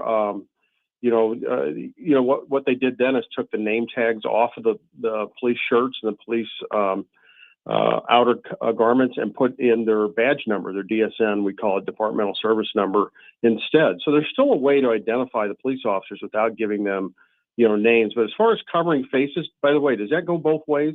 Or is that just for the police? Right, precisely. Well, Tim, let me have you react to something. This is State Senator Jesse Arguin from the California Assembly, and here's him defending this law, which, by the way, is expected to pass through the legislature. Tell me your thoughts on this. And I think many law enforcement officials, legitimate law enforcement officials, would welcome, putting in safeguards to ensure transparency and accountability. And I think the concern is a lot that's happening. There are a lot of people who are engaged in these enforcement actions, and we don't know, are they federal? Are they contractors? Are they local law enforcement? And so we're requiring that people not have to wear masks except for some very limited exceptions, and that there be identifying information ensures that we know who is involved here. It's also critical to uphold our state and local laws, including our sanctuary law, SB 54, which says that local law enforcement are not going to be involved in immigration enforcement. So this is, I think, furthering the state's efforts to ensure legitimate law enforcement purposes and to protect Californians. Okay, so I'll let you, Tim, assess your what you think is his sincerity or lack thereof in what he just said. Well, clearly, this is really about a win for the protesters. It's certainly not about protecting those officers. Officers are clearly identified what agency they belong to. Usually see it on the back, it'll say ICE, it'll say, Los Angeles Police, whatever. I've never seen any of them in California without some sort of identifying information. So I think that's just a lie on his part, that they can't be identified. And I said, instead of having their names, let them cover their face, because what they want to do is try to identify them so they could dox them. I was doxxed during Ferguson. John Belmar was doxxed. The police chief at the time was doxxed during Ferguson. So, that's what they do. So there's no need to ban having any type of face covering, because we know why they don't want the officer's face covered. Clearly so they can identify them, clearly so they could do things like we saw in Minnesota just over the weekend. They want to be able to identify individuals, and doxing is probably the least amount of harm that they could do to one of these officers. But if they could figure out where these officers live, they can figure out who their families are, where the kids go to school. Do you really think that they'll just ignore that? Morning, Tim. Gabe here, and I'm wondering how California expects to enforce this, because they would necessarily have to charge a federal law enforcement officer for covering their face, and there's questions whether federal would be subject to a state law. Right. Yeah. So how do you expect that to go? I don't expect it to go. If these are federal officers, they're not going to be. They may try to charge them, but they're going to lose, because, as you know, the Trump administration, the Department of Justice, will fight that if necessary, all the way to the Supreme Court. So it's not going to work. This is a political thing for them. They're trying to score a political win. They can probably control their local law enforcement, which they've already done. And by the way, their local law enforcement, they're not involved in immigration roundups. They're involved in keeping the riots from tearing up the stores and tearing up neighborhoods and destroying people's livelihood. That's what they're involved in. They're not involved in immigration enforcement. We're visiting. And the federal government doesn't expect them to be. We're visiting with Tim Fitch, former St. Louis County Councilman and former chief of the St. Louis County Police Department. Okay, so Tim, let's talk about some of the accusations that these lawmakers are saying. They're saying, listen, we've got secret police. They're pulling up in unmarked cars and wearing masks and grabbing people off the streets and throwing them in the back and driving off, and we don't know who they are or where they're taken. They're just disappearing people out there. And there have been accusations that some law enforcement officers are covering their badges. now as well. Is there a legitimate demand or expectation that at least a badge is visible? Well, in many uniforms nowadays, they don't have badges on them at all, but they do have identifying information like name or service number. So whether or not their badge is covered, I don't know. I haven't seen that myself. I don't know if that's accurate or not. But if it is, okay, what harm does that do? We still know what agency this officer belongs to. And in most cases, I would assume that there is still a way to identify them through either a number on their chest, a badge number on their chest. I'm not talking about the badge. I'm talking about a number printed on their chest. That's how it was in Ferguson. What do you make of the current state of morale among law enforcement, law enforcement community at large, and then also, how that's affecting recruiting, given the way current society is viewing them? I think it depends where you're serving in law enforcement. If you're in California, it's awful. If you're in a place like Florida or Missouri, it's pretty good. I just did an accreditation assessment for the Miami-Dade County Police in Florida. They have 3,200 officers. They had 3 vacancies while I'm there. And I actually interviewed 2 LAPD officers who had transferred from LAPD over to Miami-Dade and asked them why they were there. It was a pay cut for them, but they wanted to get out of the anti-police environment of Southern California. Tim, we've actually, it wasn't that long ago that even the bad guys were afraid to cross the line of, throwing hands with a police officer or throwing a bottle at him or anything like that.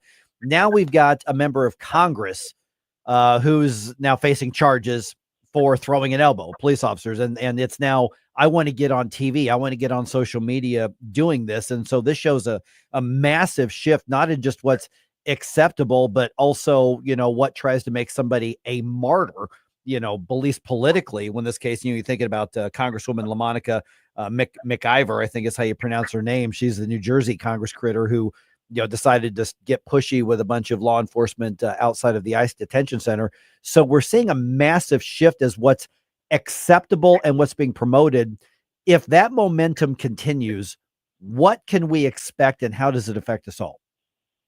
Well, as far as momentum, you're always going to have that with a certain number of elected officials where they're going to try to get on TV, try to get their name known, try to get out there. And I'm talking about both sides of the aisle.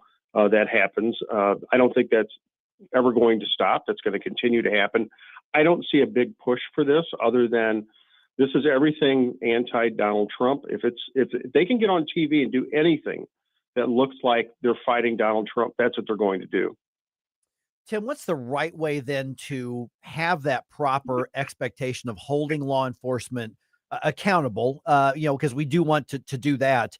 Where's the right way to do that and keep officers safe at the same time? Because, we should have high standards for law enforcement. So what's the right way to do that? As long as law enforcement is following their department policy, the law, and their training, we should support them 100%. If they deviate from those and they break the law, then they need to be dealt with just like those Congress people throwing elbows. It's the same concept. So we know the protesters will do everything they can to antagonize those officers and try to get them to cross the line. But the vast, vast majority of these officers are always going to do the right thing. And they're out there just doing the job. They're doing what the citizens appointed them to these positions. Yeah, I'm looking at some of those face-offs and the antagonizing, and clearly that's a tactic. They want the police to, to respond to that, which is one of the reasons I would be a terrible police officer because I'm like, all right, okay, let's go.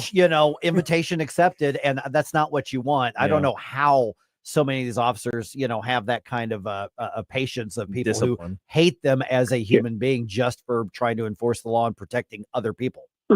Well, most officers don't let it get to them. They know it's a game that these people are playing, that they're trying to trap them. They're trying to get their job from them. They're trying to get on the evening news. They know that, so they don't fall for it, the vast, vast majority of these officers. But, officers can be pushed. We've seen officers spit on, and we've seen, like I said, bricks thrown at officers, frozen water bottles. There is a line to cross, and they need to arrest those individuals. Absolutely. All right, Tim Fitch, man, appreciate the perspective. Thanks for providing that, because we get caught up in the, in the policy and then the sensationalism on social media, and a lot of times we forget on both sides, the good side and the bad side, there are real people involved in all this.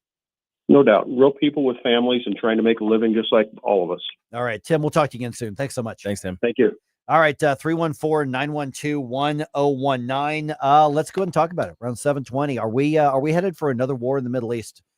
What is your thought on that? What is your feeling on that? Because I'm seeing a lot of different opinions, even on the right. Oh, absolutely. A lot of different takes on this, and nothing is off limits here in the discussion. Let's talk about it right around 7:20 on 101.9 94.1 News Talk STL. Destination, making cold mind to fight your war. Stop it right now. I have had enough of this. Turn my eyes to you. On the next Larry Connors USA. Iran and Israel back at the top of the news, and new developments, they're happening hourly. We'll bring you up to speed. Larry Connors USA. Now weeknights 6 until 8 on News Talk STL. Dude, this house is perfect. Crumbs everywhere, sticky counters. I've already texted the colony. Sweet. I'll bring my 500 cousins. This will be the biggest ant rager of the summer. Wait, oh, what's that sound? Oh, no, it's those trucks with the green wheels. Party's over, man. Party's over. This is Derek, the owner of All Solutions Pest Control. We'd love to help you out. Give us a call today for a free estimate at 636-486-7888. If a pest-free home is your goal, call All Solutions Pest Control. Mike Ferguson here. Retirement should be a time you can relax. No more stress from work. But there's one thing you can't forget about when retiring. That's your money. Do you have enough saved to fund your income for life and keep up with inflation? How will you claim your Social Security benefits? And what about long-term care? The ClearPath Wealth Management Group at Stifel is here to help answer all of these questions. You can hear their latest views on the markets and investing during On the Money, hosted by Stifel financial advisors Bob Stockdale and Eric Robert, every Saturday morning at 9, right here on News Talk STL. They can help you get organized, guide you through critical retirement decisions, and create an investment portfolio designed around your needs. To schedule your free retirement plan consultation, go to clearpathinvesting.com. That's clearpathinvesting.com.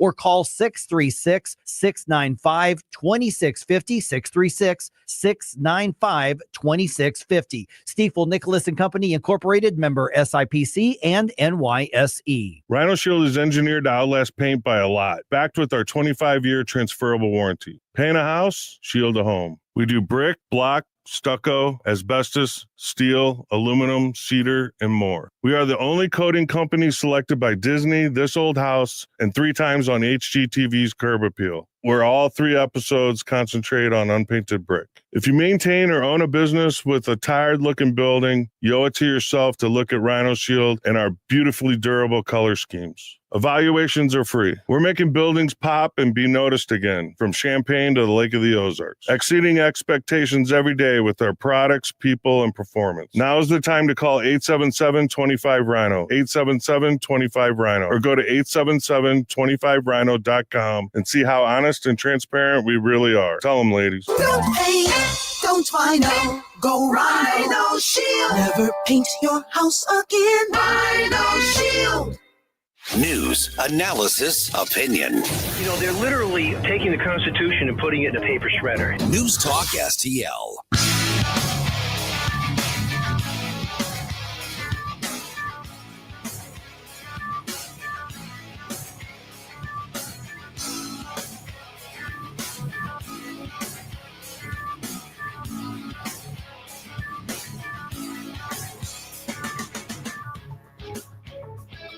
Hi, it's Randy Tobler here. Pour a big cup of coffee and catch my show every Saturday morning from 6 to 9. Right now, it's back to Mike Ferguson in the morning here on News Talk STL. All right. Basically, here's the question on the table right now. Are we headed into another Middle Eastern war? Also, we still have VIX for Vets going on. So if you know somebody that has served in your family, friend, somebody you care about, you still have time to submit it and get a shout out from Vic Purcelli on the Vic Purcelli Show and during our regular rotation. So check out the details at newstalkstl.com. All right, let's go over a few things I think everybody agrees on. Let's start there. Okay. And that's a good place to start. 314-912-1019. So 314-912-1019. Yeah. Or you can send us notes, obviously, on social media, send us a voicemail on the app, all that sort of thing.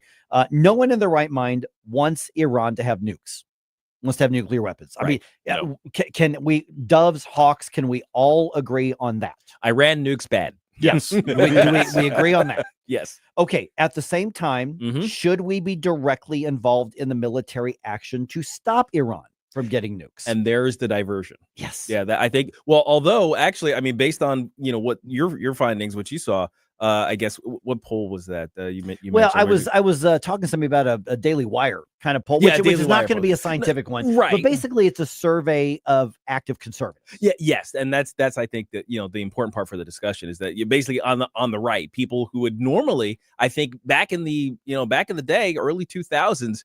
We were the hawkish party. We were very hawkish party, right? So it was like, hey, somebody jumps up, you want to get froggy? Here comes the U.S. military to bring some freedom to you. We were the give me a reason, give me a reason party. We're the strong kid on the block. Give me a reason. For a while there, yeah, absolutely. But these days we're just like, you know what? Tired of the forever wars is the prevailing notion on the right, and I think that Daily Wire kind of inside poll essentially had it flipped. It had the numbers flipped. Like 90% don't want Iran to have nukes. 80% don't want us to be involved in militarily, right? Directly involved. So which is like, okay, well, how? Yeah, okay. So how do you do that? Yeah, and President Trump now urging Iran to go to the negotiating table. His words, before it's too late. Here's the story. As Israel and Iran exchange deadly military airstrikes, the president is pressing the Iranian government to resume talks about its nuclear program. I'd say Iran is not winning this war, and they should talk, and they should talk immediately before it's too late. Speaking at the G7 summit in Alberta, Canada, the president declined to answer what it would take for the U.S. to be directly involved in the growing conflict between Israel and Iran. Greg Clugston, Washington. Okay, so we do have quote unquote assets. I'm trying to use the actual military term. Yes. That are there already, but that are moving there as well. So Pete Hegseth, which you've heard in the news dump, is saying that's defensive in nature. I don't know about that. I don't necessarily buy that just making a move is provocative, but it's without a doubt sending a proactive message. So when you look at, for instance, some of the conservative influencers, both the smart ones and the dumb ones that have big followings. And there are some very popular conservative influencers who are really stupid. Yes. And they shouldn't have the followers that they do. And I'm not going to name names because there's probably a lot of people who like them on, in our audience. Yeah. But intellectually, they're just not there. They're grifters. But there's a division. Basically, now people are questioning, wait a minute, part of the reason that they supported Donald Trump through the first term and into the next campaign, and then eventually his next election, is he didn't start a war. Right. He didn't pull us into a war in his first 4 years. In fact, he ended wars. So is that the standard for whether or not we're doing the right thing, is that we don't get directly involved? I am really not wild because we are still feeling the burn from the George W. Bush debacle that got us into the Middle Eastern war. And I think a lot of people are still really hesitant, saying, wait a minute, we've heard this story before, but it's generally accepted that Iran is pursuing nuclear weapons. I mean, that's really not particularly a controversial statement that they're pursuing. And they've never stopped. No. And that's the other half of it is that, we've always had a, hey, no nukes for Iran position. The international community as a whole has always had the no nukes for Iran position, but Iran has constantly and consistently moved their nuclear program forward, regardless of sanctions, regardless of deals. Those things have not stopped. They've never abated. So then the question is, how far are you willing to go to execute your preferred state of the world? Because once you cross the line, it's done. You're in. The genie's out of the bottle. Yeah, you're in. Yeah. Corporeal Being on Rumble says, I'm usually a non-interventionist, but in some cases like this, I think we need to ensure the death to America cult needs to be defanged. And that's one big part of the argument. And for further context, I'm also very non-interventionist. I'm probably the most isolationist person in the room right now. However, yeah, probably. I'm saying that's probably no, and I'm well known that, and it's a fair assessment. Yeah. But at the same time, so to Israel's credit, their recent Operation Rising Lion and the further other strikes that have been going on, they've eliminated 14 of 17 of the high-ranking critical people in the military, and the commanders and the intelligence agency of Iran. So on the one hand, I really, really hope we don't get involved and that there would be a peace measure. However, if there was ever a time that would be opportune to strike, now would be the time. And I think the ideal outcome would be just weaken the government enough, because Iranians, forget, they are not a fan of the Iranian regime. So if we can put them in a position to where they could have, and we've already seen protests in the street, so, showing defiance, but if we could put them in a position that would not involve our troops, but also allow for them to, to have their uprising regime change, I think that would be the most optimal outcome. Yeah, and I think that's a very important distinction that we're talking about in terms of military intervention. We've got our airstrikes, we've got missiles, cruise missiles, we've got all of this power projection capability that doesn't involve troops. And I think when we say we don't want a Middle Eastern war, I think 100% of Republicans basically don't want boots on the ground in Iran. Sure. Right. And that's what we would consider a Middle Eastern war. What about our jets delivering our missiles? Now, if we're talking about that, I think that's where I think the numbers might get a little further split. If we want to actually parse the do we want to get involved question into a more specific, do we want a 3,000-pound bomb hitting a subterranean nuclear site in Iran? Maybe. Because that's the thing. And we touched on this yesterday when we talked to Uri Kaufman, is that we know that they've hidden, basically they're protecting their nuclear assets and stuff like that, basically in a mountain, essentially. Yes, they carved out a mountain. They've carved it out there. Israel does not have the capability to hit that. They don't. Even if they did, Yuri was telling us, and I did not know this until he said this, they don't have a plane to carry the darn thing. Nope. Yep. To get there. Yeah. We do. Yes. So I say sell Israel whatever they want to buy, when it comes to protecting themselves. We'd have to sell them a stealth bomber. But to take that, if that's what it takes, we would have to do it. We're the only ones who can do it. So the question is, should we? Because there's no going back. If regional war breaks out, we're one of them. We're in there. Right. Well, and I guess part of the understanding there is okay, well, what are our assets in the region that could be hit by Iran? Because obviously we're over here, and our power projection through our naval fleet is one of those big, that's the point of the naval fleet, is a power projection without exposing the homeland. But we also have Middle Eastern bases still. We still have places in range of the Iranian ballistic missile capability. So that would even cover some of the European bases. That would cover some European bases too. So we would be exposing them to that aspect of. So are we willing to go that far? Maybe. I mean, because look, everywhere that's in range of an Iranian ballistic missile is in range of an Iranian nuclear missile. Right. So that's something to consider as well. But what's interesting, Jerome, because when you mentioned kind of what you just said a second ago, we were talking a little bit earlier today. That actually surprised me because you are more, and you use the word, you are the isolationist. Yeah. Non-interventionist. More so than anybody else in the room. I'm somewhere between you and Gabe probably on that. I'm pretty hawkish. Yeah. You're the most hawkish. Yeah. I'm hawkovish, and so we got three different kind of views on that. But when you're saying, if we're going to do it, this might be the time, that's significant. And when you look at the split on the social media, especially with the arguments and people, I'm never supporting Trump again, and that kind of stuff. There's a few of those, and others are going, you know what, give it 24, 48 hours. Let's see what actually happens. Yeah. Because I mean, I grew up when the Iraq and Afghanistan stuff was going on. So that's still hot and heavy. Yeah. And so that might be, maybe why I'm a little bit more of a wussy, if you want to call it that. I won't accept that. I won't call that. Okay, perfect. Thank you, Gabe. But when Donald Trump says that, hey, President Trump says, hey, if our military bases are hit or anything is retaliatory from Iran towards us, we are going to get involved. And we have so many military bases across the world. We do know that with jihadist ideology, they will blend in wherever they can get in. And throughout all the Western nations, we've accepted so many people from Islamic nations, and there's 0% chance that none of these people are radical jihadists. Correct. So yeah, exactly. So that is my fear right now. But that being said, there are sleeper cells here.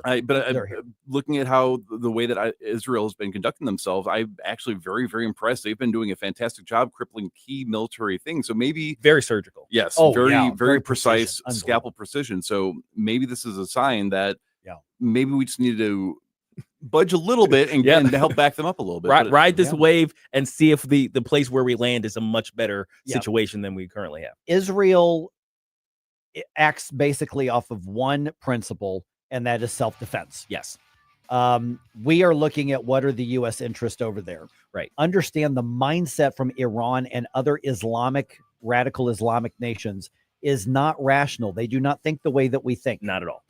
This is the great Satan and the little Satan, and this is not rational. They don't have a chance to win a direct one-on-one war, and they certainly don't have a chance to win a regional war, but they do have a chance to try to, bring other radical Islamic nations in and create a jihad, the new type of war, new caliphate. Yeah. So keep in mind, these are not rational people that we're dealing with. So if you're going to beat them, you just got to beat them, because you're not going to negotiate with them. Mike Ferguson in the morning. They had the Muslim ban. There is no white guy ban. So what do we do about that? On News Talk STL. From the Michaels Flooring Outlet Weather Center. Patchy, dense early morning fog makes way for partly cloudy and hotter conditions today. 91 for the high, heat index around 95. Stray thundershower possible this afternoon and this evening, but this is a dry day for most of us. Increasing clouds tonight down to 74. Some weakening storms and rain will make a run at us Wednesday morning, but we expect them to fade. But a few hours later, potentially severe storms flare up in the afternoon and early evening Wednesday. Let's be ready for that. Tomorrow's high at 86. From the First Alert 4 Weather Center, I'm meteorologist Matt Chambers. I've got a great evening planned for you. We start with dining at the Oak Street Inn Lounge in Cottleville. We enjoy sunset on the rooftop, then down to the Speakeasy. Just one visit, you're going to see why I'm always talking about the Oak Street Inn and Lounge. Plus, you might want to plan a staycation, a romantic getaway. Check out oakstreetinandlounge.com for various events this summer. Oak Street Inn and Lounge, Cottleville. Oak Street Inn and Lounge, Cottleville. Larry Connor's commentary, brought to you by Vincent's Jewelers, offering a wide selection of jewelry, including lab-grown diamonds, affordable earrings, bracelets, necklaces, and rings, up to 75% off their natural counterparts. Visit VincentsJewelers.com. This is Larry Connor's commentary on News Talk STL. There are still many questions about the murder of a Minnesota state lawmaker and her husband. Suspect is in custody, identified as having a list of 70 targets, many apparently politicians. Obviously, violence is not an answer, and this act should not be politicized. But the left is anxious to find a boogeyman and tie him to conservatives. Leftists and legacy media quick to point out the suspect had voted for Trump. Not so fast to point out that Democrat Minnesota Governor Walz had appointed the guy to serve on a state board 2 different times. A former roommate to the suspect quoted as saying the guy would be offended if people called him a Democrat. Democrat Senator Murphy said we should stop walking on eggshells about MAGA legitimizing political violence. Really? How many recent acts of political violence have involved conservatives? Never mind. We don't have time to do a countdown. Just remember the riots costing billions of dollars of damage in 2020. Democrats rooting for rioters, even bailing them out. You cannot justify that action nor that attitude. Hopefully we learn for the future. Get more Larry Connors on Larry Connors USA. Tonight at 6 on News Talk STL.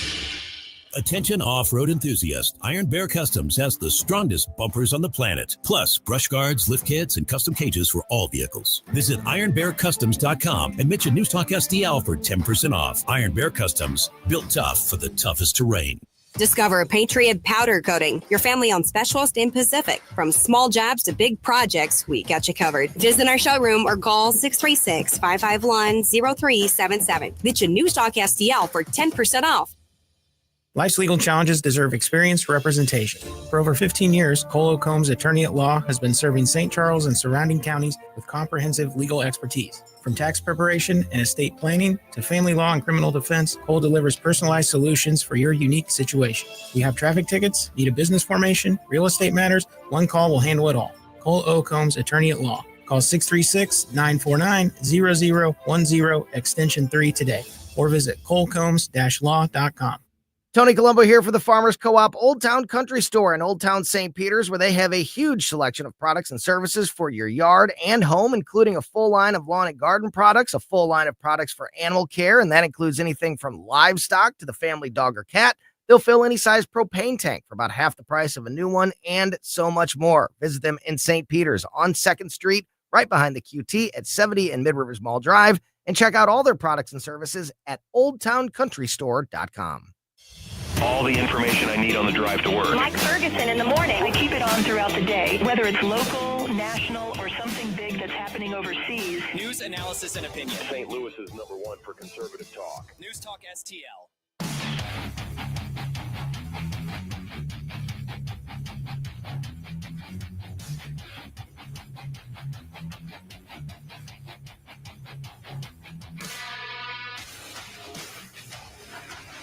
Aaron Gore here, host of Shall Not Be Infringed, Sunday nights at 9. But now it's more of Mike Ferguson in the morning on News Talk STL. I don't have Facebook up, but I've got Rumble up. Interesting, a lot of discussions going on about this. I'm sure we'll come back to this because I want to know what St. Louis thinks about it. We definitely have to come back to it. All right, we're seeing a lot of videos on social media. You know, the leftist nutcases getting hit, getting run over by the cars that they're trying to block during their temper tantrums. Sorry. Protests. Yeah. Let's chat about that. Yeah, and guess where Kansas City Chiefs rank in a new comparison of NFL teams at 750. We'll tell you why they are a top 5 franchise in a ranking of what happens off the field. Go team, maybe not. I'll tell you about that. 750. Here it is, 738 right now. Okay, so if we're not completely fed up already, we're getting close. And I want to reiterate to all the left-wingers who did the No Kings, protest stuff this past weekend, you all did it the way that you're supposed to do it. If the rest of the country did it the way the St. Louis protesters did, they would probably make more headway in their causes. Sure. Yeah. I mean, at the very least, there would be reasonable people who would look at that and say, I wonder what they're up to and what they're talking about. Let me go listen to their spiel. Right. But more often what's happening around the country, and we've seen this in St. Louis as well. I've been caught behind some of these protests back in, some of the BLM type stuff. More often the decent people in this country just refusing to be told what to do by these left-winger who play in traffic. Mm-hmm. I mean, for instance, the latest example, did you see that video out of LA where the young white liberals, jump in front of the cars like, no, you can't drive here. We're protesting here. And they get on there and they're kind of like putting their hands on the hood and there's 3 or 4 and the car's like pushing forward and they're like, no, you're not going to do it. And the car just drives. Yeah. And it crushes this woman's leg and it's on video. Rolls right over. Did you see that video? I saw that. Yep. That came in the last couple of days ago. I was tempted to go, hey, here's your feel good video of the day. but that would probably make me a bad person. Rolling. Well, you keep rolling right over her tibula. Yes.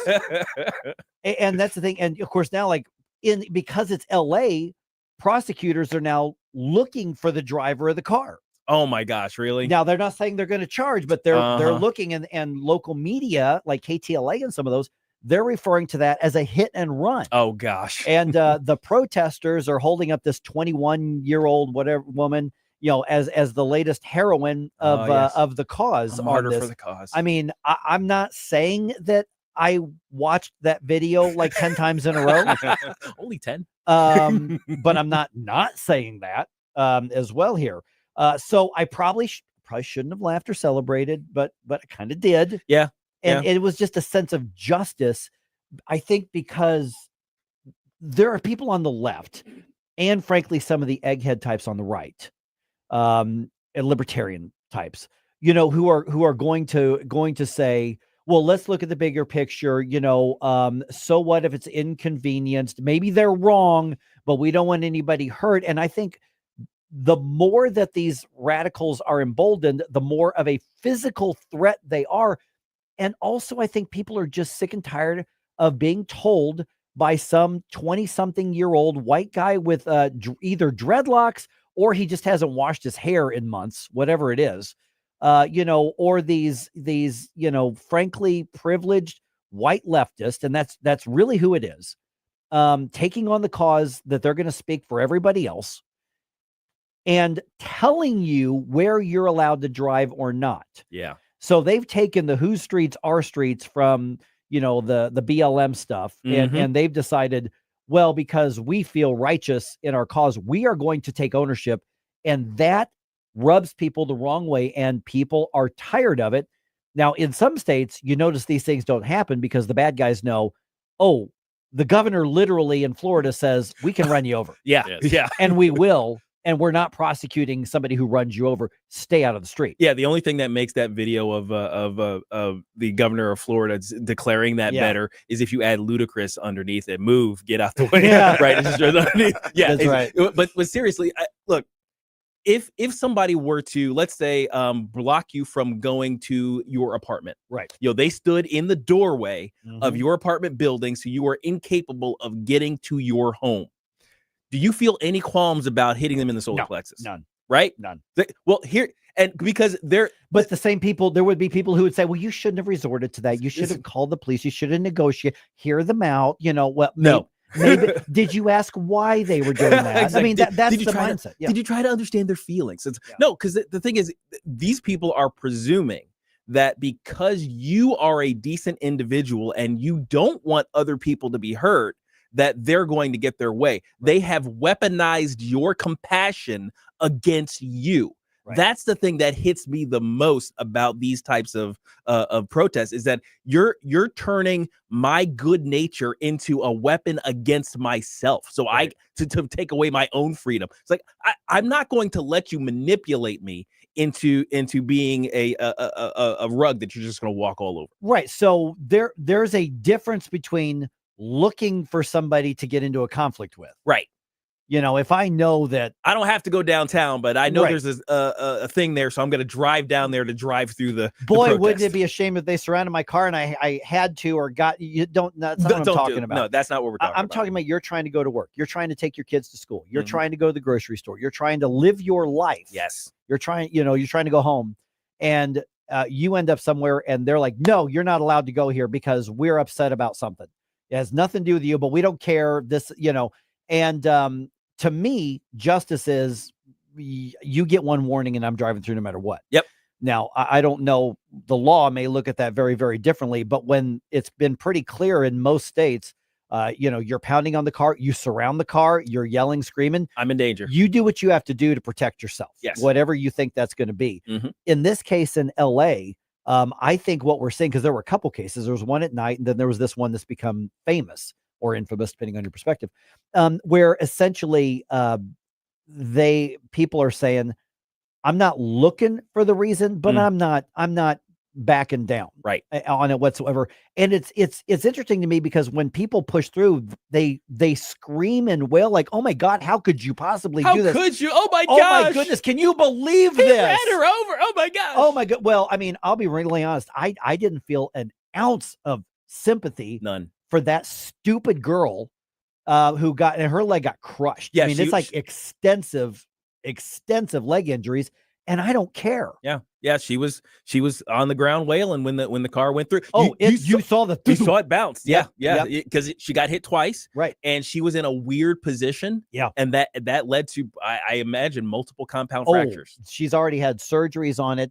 And, that the thing is that for anybody to say, well, part of the blame is on the driver, they didn't have to do that. No, 100% of the blame is on that idiot chick who decided she was going to tell somebody in a 2,500-pound machine, you're not allowed to go here, and claim that authority over that person's life at that very moment, even in that relatively small way.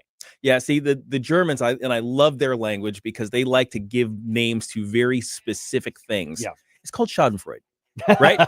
He's like, you have a feel. It's basically the joy that you get from justice, being dealt to somebody who absolutely deserves it. Right. So what's bad is I got to regulate myself.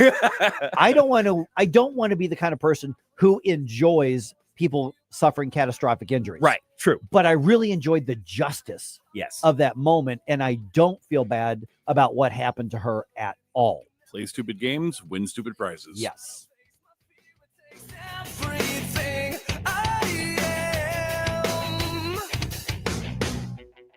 Mike Ferguson in the morning. The biggest terror threat in this country is white men. His remarks are racist. On News Talk STL.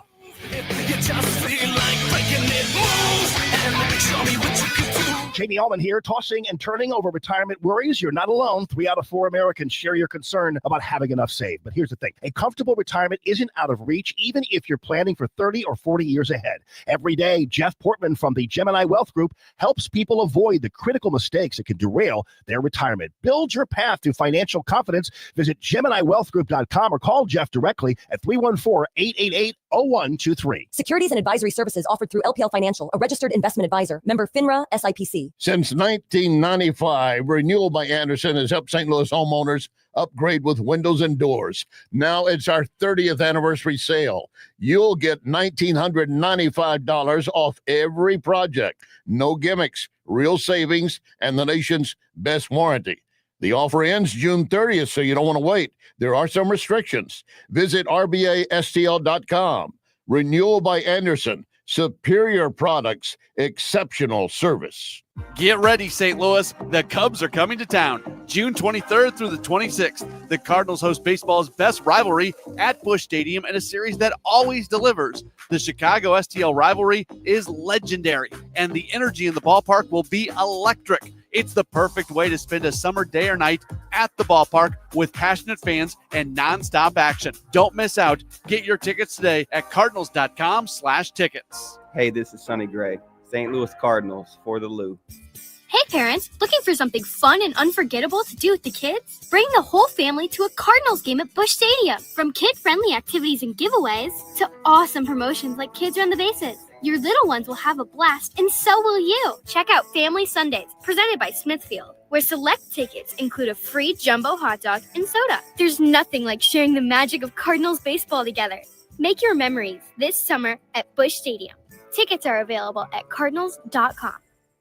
From home improvement to replacement, do-it-yourself electrical projects can be shocking. That's where Grasser Electric can help. They've been lighting up St. Louis for years. From ceiling fans and dimmer switches to repair or replacing your electric. No job is too big or too small for your home or business. Grasser Electric will even install emergency backup generators. So call Grasser Electric today before the sparks start to fly. 636-441-5200 or go to grasserelectric.com.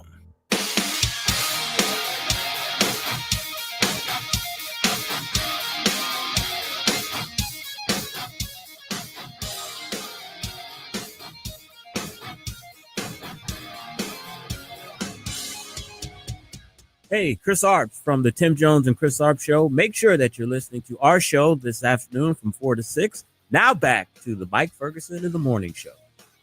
All right, I am not an NFL fan anymore. We know that, right? But let's shout out the team in the state here in the region. The Chiefs are in the league's top 5 in a new ranking. Okay, all right, let's go, Chiefs. There you go. Okay, no, what's the stat? No, I'm kidding. Yes. We're gonna get to that. Yes. But before that, News Talk STL has an app. I don't know if you know this, but if you're brand new to the show, you may not know that. It's kind of a big deal. It has many leather-bound books, but you can go directly to the App Store, download that on your phone, and then you get all kinds of neat features like the shareability of the app. I really think that's really cool that you can go right to the app and share the app itself just to let everybody know that you're listening and what show you're listening to right at that time. Exactly. All right. So there are stats for everything in sports these days, especially football. Right. I mean, I don't. Do you guys do fantasy? I don't do fantasy football. Do you do it? I did briefly for a I've time never there. done It was interesting for a moment. That the nerd part of my brain liked the numbers, but then I got bored. Yeah, I've never done it. But I don't know if your fantasy league is going to factor this in, though. It's a ranking of the teams in the NFL. Okay. According to a new report, and All this right. is from Play USA. Okay. Which, kind of, I think it's like online betting and assessment and all that kind of stuff. Mhm. According to a new report, the Kansas City Chiefs are the NFL's fourth most criminal team. Fourth most criminal? Fourth most criminal team. So when you look back from 2015 to 2024, okay, they looked at arrest and convictions of all the players on all the different teams in the NFL. Oh, jeez. Oh my gosh. And the Chiefs are the fourth. Matter of fact, but when you compare 2015 to 2019, those numbers, and then the Chiefs numbers from 2020 to 2024, they have improved their numbers so much. Okay. 133% increase in criminal activity of the Kansas City Chiefs players. Wow. Yeah. Okay. So they are number 4 between 2015 and 2024. 51 criminal situations involving the players. But that's only the fourth in the league. That puts them number 4. Are crime statistics included in the data sheets they get during recruitment? Oh, I know. Yeah, really. It's It's like, oh yeah, he runs a really good 440, and also he's got several misdemeanors for gun possession. Now that 133% increase, that puts them the second highest increase. Oh, geez. So number 4 overall, but they're Okay. gaining ground. All right. On this. And we want to keep them in the state. Why? Would Missouri's crime statistics improve just by letting the team move? That's right. Because for a little while the joke was the NFL stood for National Felons League. Right. But I don't think that's changed. Here's the okay. So the most common crimes that Kansas City Chiefs players are arrested for, and it was a tie. Okay. Between DUI, drug offenses, and domestic violence. Wow. Okay. So all 3 of those were tied. Well, I mean, we did reduce the possibility of the drug offenses by legalizing. Correct. And recreational besides, if marijuana. the Chiefs are going to smoke pot, they're less likely to get into other trouble because they're just going to veg out and then eat Doritos. Here's hoping. Right. But the most criminally violent team in the NFL, believe it or not, the Minnesota Vikings. The Vikings? Yes. Is there just nothing else to do in Minnesota? Is that why? Well, apparently nothing other than drive drunk. Okay. Because the most common crime that their players are arrested for is DUI. Okay. 61 crimes. Wow. Now I did hear that. Yeah, they're the only thing to do in Minnesota is to drink. Right. That and shiver because it's cold. Yeah. The second most arrested team, the Denver Broncos, 56 arrest. DUI is their number 1 offense. Alcohol affects you more at high altitude. Oh, okay. And maybe they don't know that when they go. So just an FYI. Yeah. Number 3, the Cincinnati Bengals, 54 total crimes. They had a tie of the most common assault and DUI. Oh, geez. Assault. So basically, I'm wondering if there's a lot of hands being thrown when booze is consumed. Well, we're talking about Cincinnati. Probably a lot of a-holes. I'm kidding. I love you guys. And then the Chiefs, number 4, fourth most criminal. Let's see here. And the Chiefs kind of split theirs with the DUI. They're the only one that has 3 the drugs crimes, and domestic violence. Jeez. No other teams that I saw on this had domestic violence as one of their top ones. Oh my gosh. Yeah. Gosh. So this is some ugly stuff here. And Play USA used, a variety of data sources to do this. So the top 10, the rest of the top 10 teams, Jacksonville Jaguars, their most common crime, drugs. Number 6, Cleveland Browns, their most common tie between drugs and DUI. And then number 7 was Tennessee Titans. Tie for number 8, Seattle Seahawks and Tampa Bay Buccaneers. And then number 10, Indianapolis Colts, 7 through 10, all of them the most common crime, DUI. Man, that these are actual players getting arrested for and or some kind of plea or criminal or something like that. These NFL numbers are rivaling the U.S. House. Oh, yeah, that's right. Because, by the way, their criminal numbers are higher than all the NFL put together. But So, why? That's a great question. Is why? Why are they getting more criminal? Like, look, I understand these are very high testosterone individuals, right? With a lot of money, a lot of notoriety, and they're young and stupid, right? Because they're new college graduates getting recruited. Okay, here, new college. Remember how dumb you were at 22? Yeah. Okay, so 22-year-old you is now a celebrity who makes millions of dollars to play a game you love and work out and do man stuff. And a game in particular where you make your living by hitting other people. Right. Yes, by being the most aggressive, bad MFer on the field. That's like that's your bread and butter.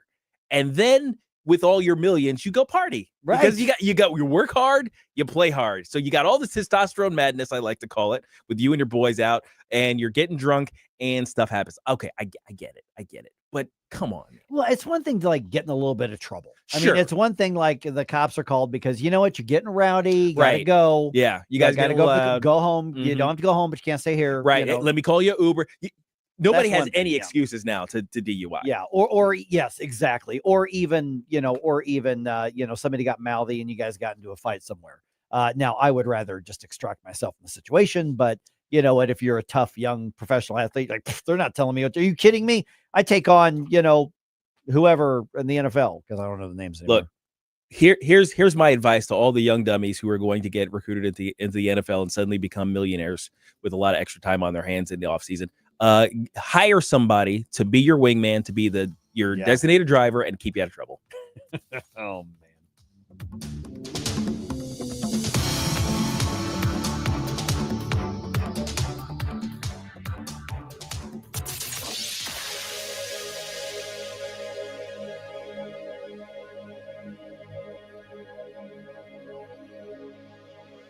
Tony Colombo here for Gutter Pros, your all-in-one gutter service team that brings years of experience and quality that's affordable right to your doorstep. We discovered Gutter Pros a few years ago when we bought our home and inherited a gutter issue that was on the road to becoming a potentially big problem, but thanks to Gutter Pros was stopped before causing any major damage. They've also repaired the siding on our home because along with gutter repair, gutter installation, and leaf protection, the Gutter Pros are also the best for siding repair and installation. Learn about all the ways Gutter Pros can help your home at gutterpros.com. Attention reptile lovers, ready to discover your next scaly friend? Welcome to the Show Me Reptile Shop, your ultimate destination for fascinating reptiles and exotic pets, with 3 convenient locations in Troy, St. Peters, and Springfield. We have an amazing selection of snakes, lizards, turtles, and more. Whether you're a seasoned herpetologist or a curious beginner, we've got the perfect pet waiting for you. Show Me Reptile Shop. Visit us in Troy, St. Peters, or Springfield, and online at showmereptileshow.com. Hey folks, Jamie Allman here. Exciting things are happening at the Hideout in High Ridge. Famous for the Sunset Patio, 4 big screen TVs, live music and events, and of course, the wings. The Hideout now has a brand new menu featuring handcrafted burgers and new items like their signature sunset dip and Dave's Chili. And now a second location, the Hideout at Sugar Creek Golf Course in High Ridge, featuring great event space. You can stop by for lunch or dinner. The new 2025 Hideout and the new Hideout at Sugar Creek Golf Course. We'll see you there. KLGY HD3 Clayton, K270BW Bellefonte, KNBS Bowling Green. This is News Talk STL at 1019, 94.1, and always streaming at newstalkstl.com. News this hour from townhall.com. I'm Rich Thomason. Unrelenting in its attacks on Iran, Israel is now hitting targets in Tehran. A deafening explosion was aired live when an Israeli bomb slammed into the headquarters of Iran's state-run broadcaster, sending a terrified TV propagandist diving for cover. President Trump is urging people to evacuate the Iranian capital as he and members of his team keep a close eye on the situation. I'm Greg Clugston at the White House, where the president arrived early this morning after taking an overnight flight from the G7 summit in Canada.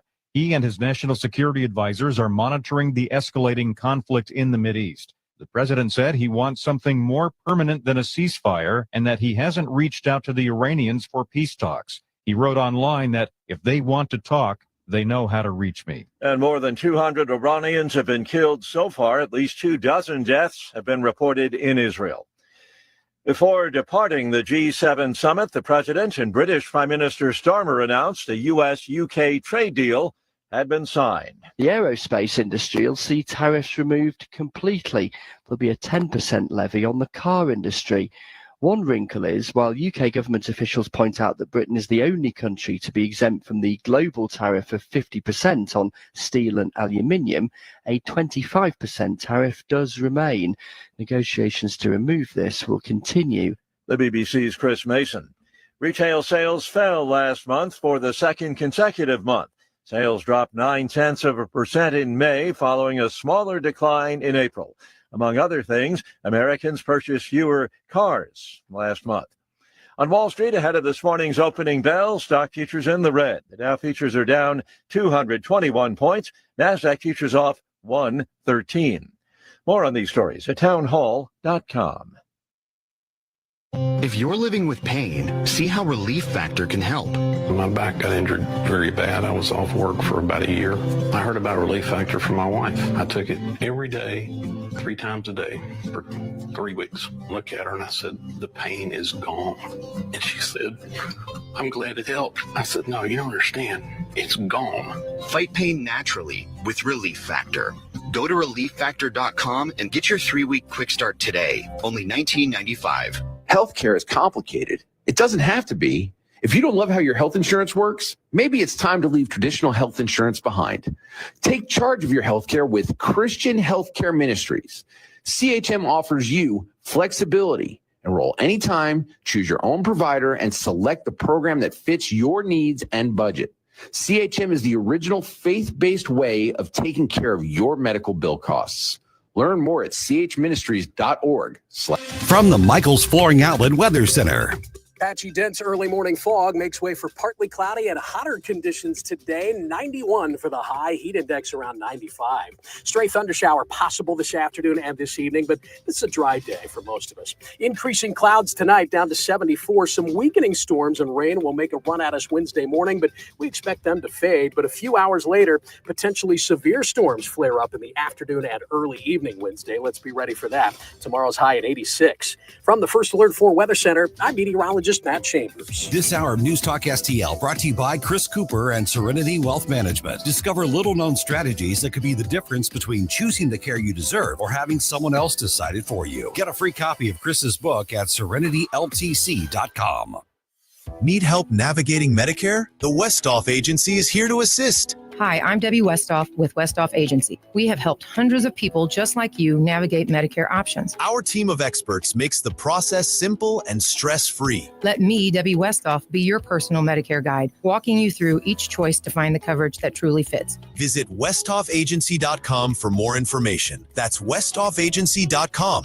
Westhoff Agency is your trusted Medicare partner.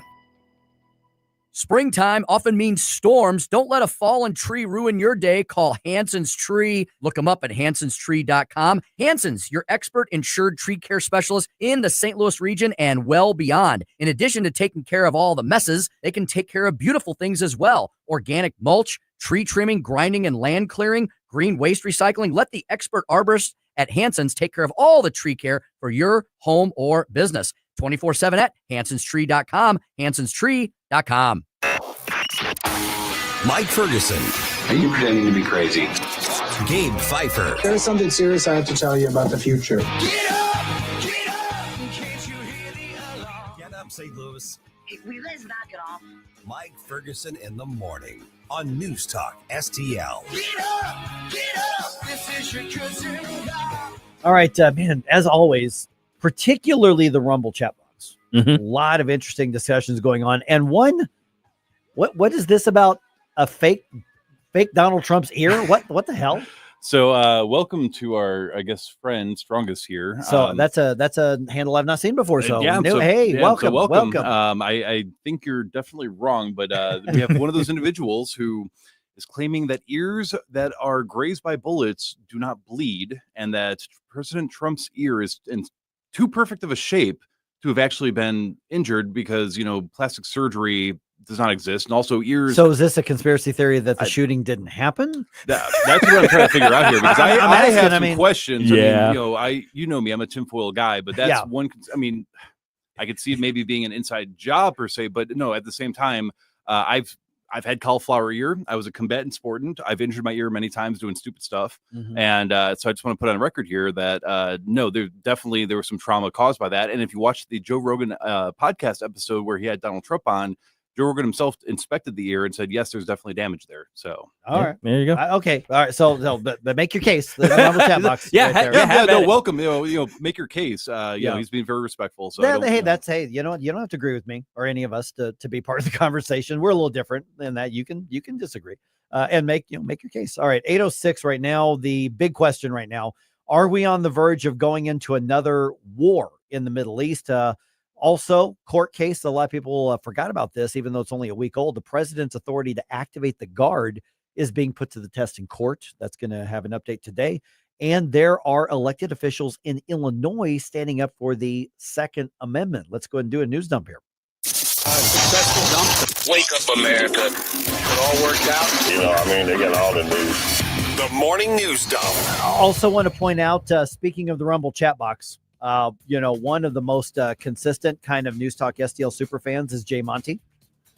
And yes, he's going to be here in St. Louis this week. I'm looking forward. We're going to meet him. Yep. He emailed me and he said, is it okay if I stop by the station and meet you guys? I'm like, we'll be mad at you if you don't seriously stop by the station. So he's going to be by here. We're going to get him. We got to get him in and get some pictures and everything. Absolutely. All right. To go to what's happening in the Middle East here. President Trump urging people in Tehran to evacuate immediately. And when I first saw that last night, I thought, oh, he's telling Americans to get out. No, he's telling Tehranians to get out. He's like, hey, something's coming down. That's basically the warning that I'm drawing from it. I know something you don't. Right. Everybody leave the city.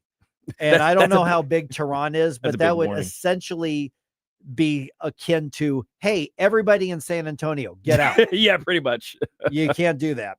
And of course, he left the G7 summit in Canada early because of what's happening between Israel and Iran, with Israel targeting Iran's nuclear program. Secretary of Defense Pete Hegseth was on primetime with Jesse Waters on Fox. He says our moves right now are being postured defensively. We believe that Iran, as President has said from the beginning, should not have a nuclear weapon. That position hasn't changed. They can give it up peacefully. That position hasn't changed. And as a result, right now, we've got assets in the region and we're going to defend them. Okay, so the only thing I don't completely buy is that our moves are 100% defensive. Now, I think we are protecting our assets, but I also think this is maybe not provocative, but I think proactive and sending a message and setting the tone. Yeah, we've seen this a lot of times when things get a little heated over in the Middle East. We're going to send an aircraft carrier, and mainly the purpose of our Navy is to protect the sea lanes for trade. Right. That's honestly what the point is. And there are some major trade thoroughfares in the area, so an aircraft carrier kind of overwatching the region isn't unusual. But I think our moves do have at least 10, 15, 20% of an aggressive posture as opposed to purely defensive like we've seen in the past. To some degree, you're the guy who's got the big pump after working out at the gym and you walk around, with gorilla fists. And your arms can't quite puffed up. Your arms can't quite touch your body. And you're walking around, swagger a little bit. We're doing a little bit of that. A little bit of that. Part of that is to set the tone. Sometimes you do that to say, you really want to F with us? Right, exactly. Give them a side eye. All right. Or my little buddy here. Yeah, my little buddy here. Yeah. All right. Small, but he packs a big punch. That's right. This is interesting here. California state lawmakers working on a bill that would criminalize law enforcement's use of face coverings. Yeah, many police, particularly federal law enforcement, as you're seeing right now, are wearing masks because of threats to themselves and their families by left-wing activists who have doxed officers around the country. What they're calling the No Secret Police Act would make wearing a mask while enforcing the law a misdemeanor. U.S. Department of Homeland Security calls the bill despicable, but it is expected to pass the California legislature really because it is anti-police. Yeah. Because it is pro-illegal alien, because it is pro-violent left-wing protest.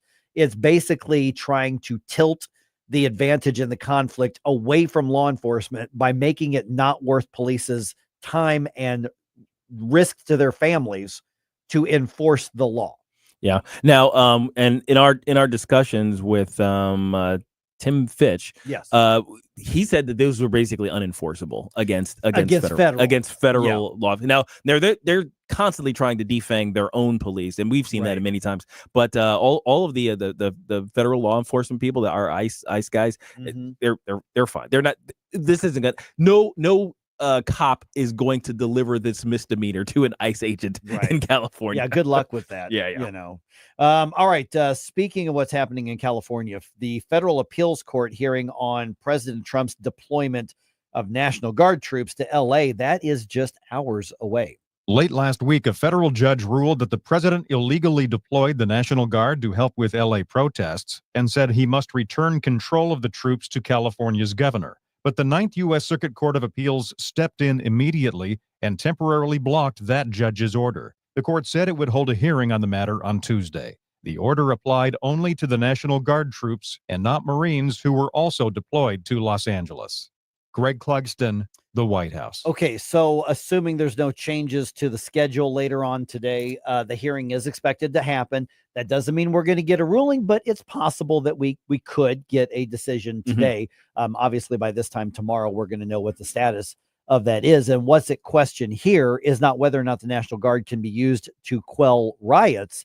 It's whether or not the president can go just skip the governor. Right. Traditionally, the governor activates that and does that. And in this case, President Trump just said, yeah, Newsom, you ain't doing it. So I'm going to go take the National Guard, federalize them, and activate them in your state, whether you approve or not.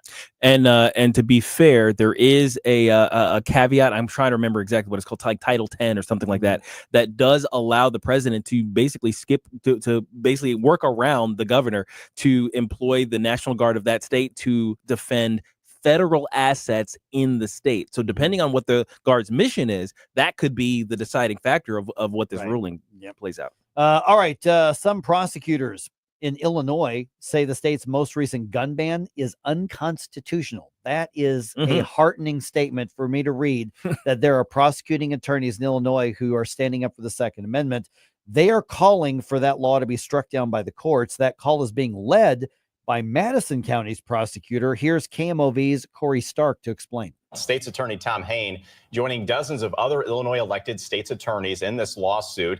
They claim the ban on so-called assault weapons does not follow the historical tradition of firearm regulations in the United States. Okay, in all, we're talking about 35 state's attorneys have joined to file a brief in opposition to the law. That is currently in the 7th Circuit U.S. Court of Appeals, where the challenge to the Protect Illinois Communities Act is being heard. And this is one of the most recent, because, of course, Illinois in the last couple of years has passed, anti-Second Amendment, unconstitutional gun law after gun law after gun law. All right, between the after-school needs that happen every year and the devastation of the tornado that happened just over a month ago, the food bank is asking for extra help right now. So donations of like non-perishable foods those are helpful. Don't get me wrong. So if you want to have a food drive at work or at your church or something, absolutely helpful. But money goes farther. So the St. Louis Area Food Bank says each $50 donation feeds a family for 2 weeks. In our region, it feeds an entire family for 2 weeks. That's amazing. Generally, they count that as 4 people. Now, everybody listening to that who's hearing it for the first time is like, okay, how the heck? Yeah, I can't even do that at all. Right. Okay, so the way that this works is that they negotiate basically deals with food distributors, and you're talking about surplus food or the food that these companies donate as part of their overall business plan. And so the food bank not typically, but sometimes just has to pay for the shipping, and they get the stuff for free. So they get it at pennies on the dollar. So, if I go to the store and I buy $10 worth of food, I can have so much food. If the food bank buys $10 worth of food, they get so much more. It's like $100 worth of food. Yeah, it might as well. Yeah, exactly. So that's why the money goes farther. You can get more information at stlfoodbank.org. Cardinals hoping to turn things around tonight. Redbirds have lost 7 of their last 8 games. They start a series with the White Sox in Chicago this evening. That first pitch is going to be at 6:40. That game is going to be on FanDuel. There's no more. And all at once depart, no destination. Making cold my heart to fight your war. Stop it right now. I have had enough of this. Mike Ferguson in the morning. Someone in that control room is out of control. On News Talk STL. You blow us all away. Get up! Get up! Hey, Jimmy Ullman here for my good friend Harry Parker and the ultimate seafood dining experience at Gulf Shores, GulfShoresRestaurantandGrill.com. Gulf Shores offering a unique dining experience with a vast, mouth-watering menu of all of your favorite delicious dishes, something for everyone's taste or palate. 3 convenient locations, Edwardville, Creve Coeur, and St. Peter's. Dine in, carry out. They've got a food truck, too. Friendly staff. Looking forward to seeing you, making your dining experience one you will remember. Gulf Shores RestaurantandGrill.com. Military history buffs and collectors, attention.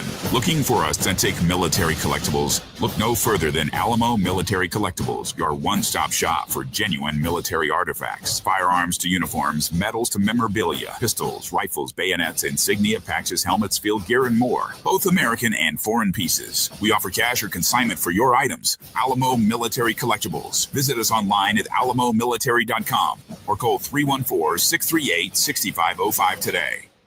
I'm Missouri Attorney General Andrew Bailey. Human trafficking is occurring right here in Missouri. You can help combat it by learning the signs of human trafficking and reporting suspicious activity to law enforcement. Victims may appear malnourished, show signs of mental or physical abuse, or avoid social interaction. If you're a victim or know someone who needs help, contact the National Human Trafficking Hotline at 1-888-373-7888 or text the word HELP to Be Free. Together, we can fight human trafficking in Missouri. Brought to you by the Missouri Attorney General's Office. Are the days of a personal doctor gone? Not at Body of Health Direct Primary Care. I'm Dr. Randy Tobler to share how our design is putting the care back into healthcare. Plain and simple, our members, not insurance companies, get our exclusive focus. That means same or next day appointments, responsive answers to your concerns, and a no-spin, big tool chest approach. It's about time you get serious time devoted to your medical needs. To learn about healthcare the way it ought to be, schedule a discovery call today at bodyofhealth.com. That's bodyofhealth.com. This app is absolutely fantastic. Yes, I listen on my phone. If you have a phone, you have a radio. It is awesome. Download the all-new News Talk STL app and listen anytime, anywhere.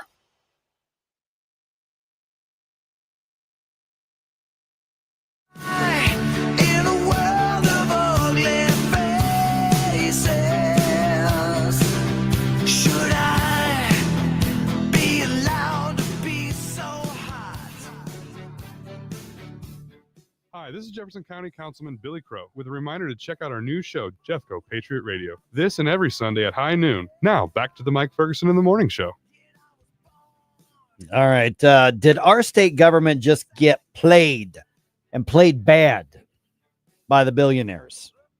So here's the deal. They get the money, but it's possible that we're not even going to get the property tax relief that's supposed to be part of the deal.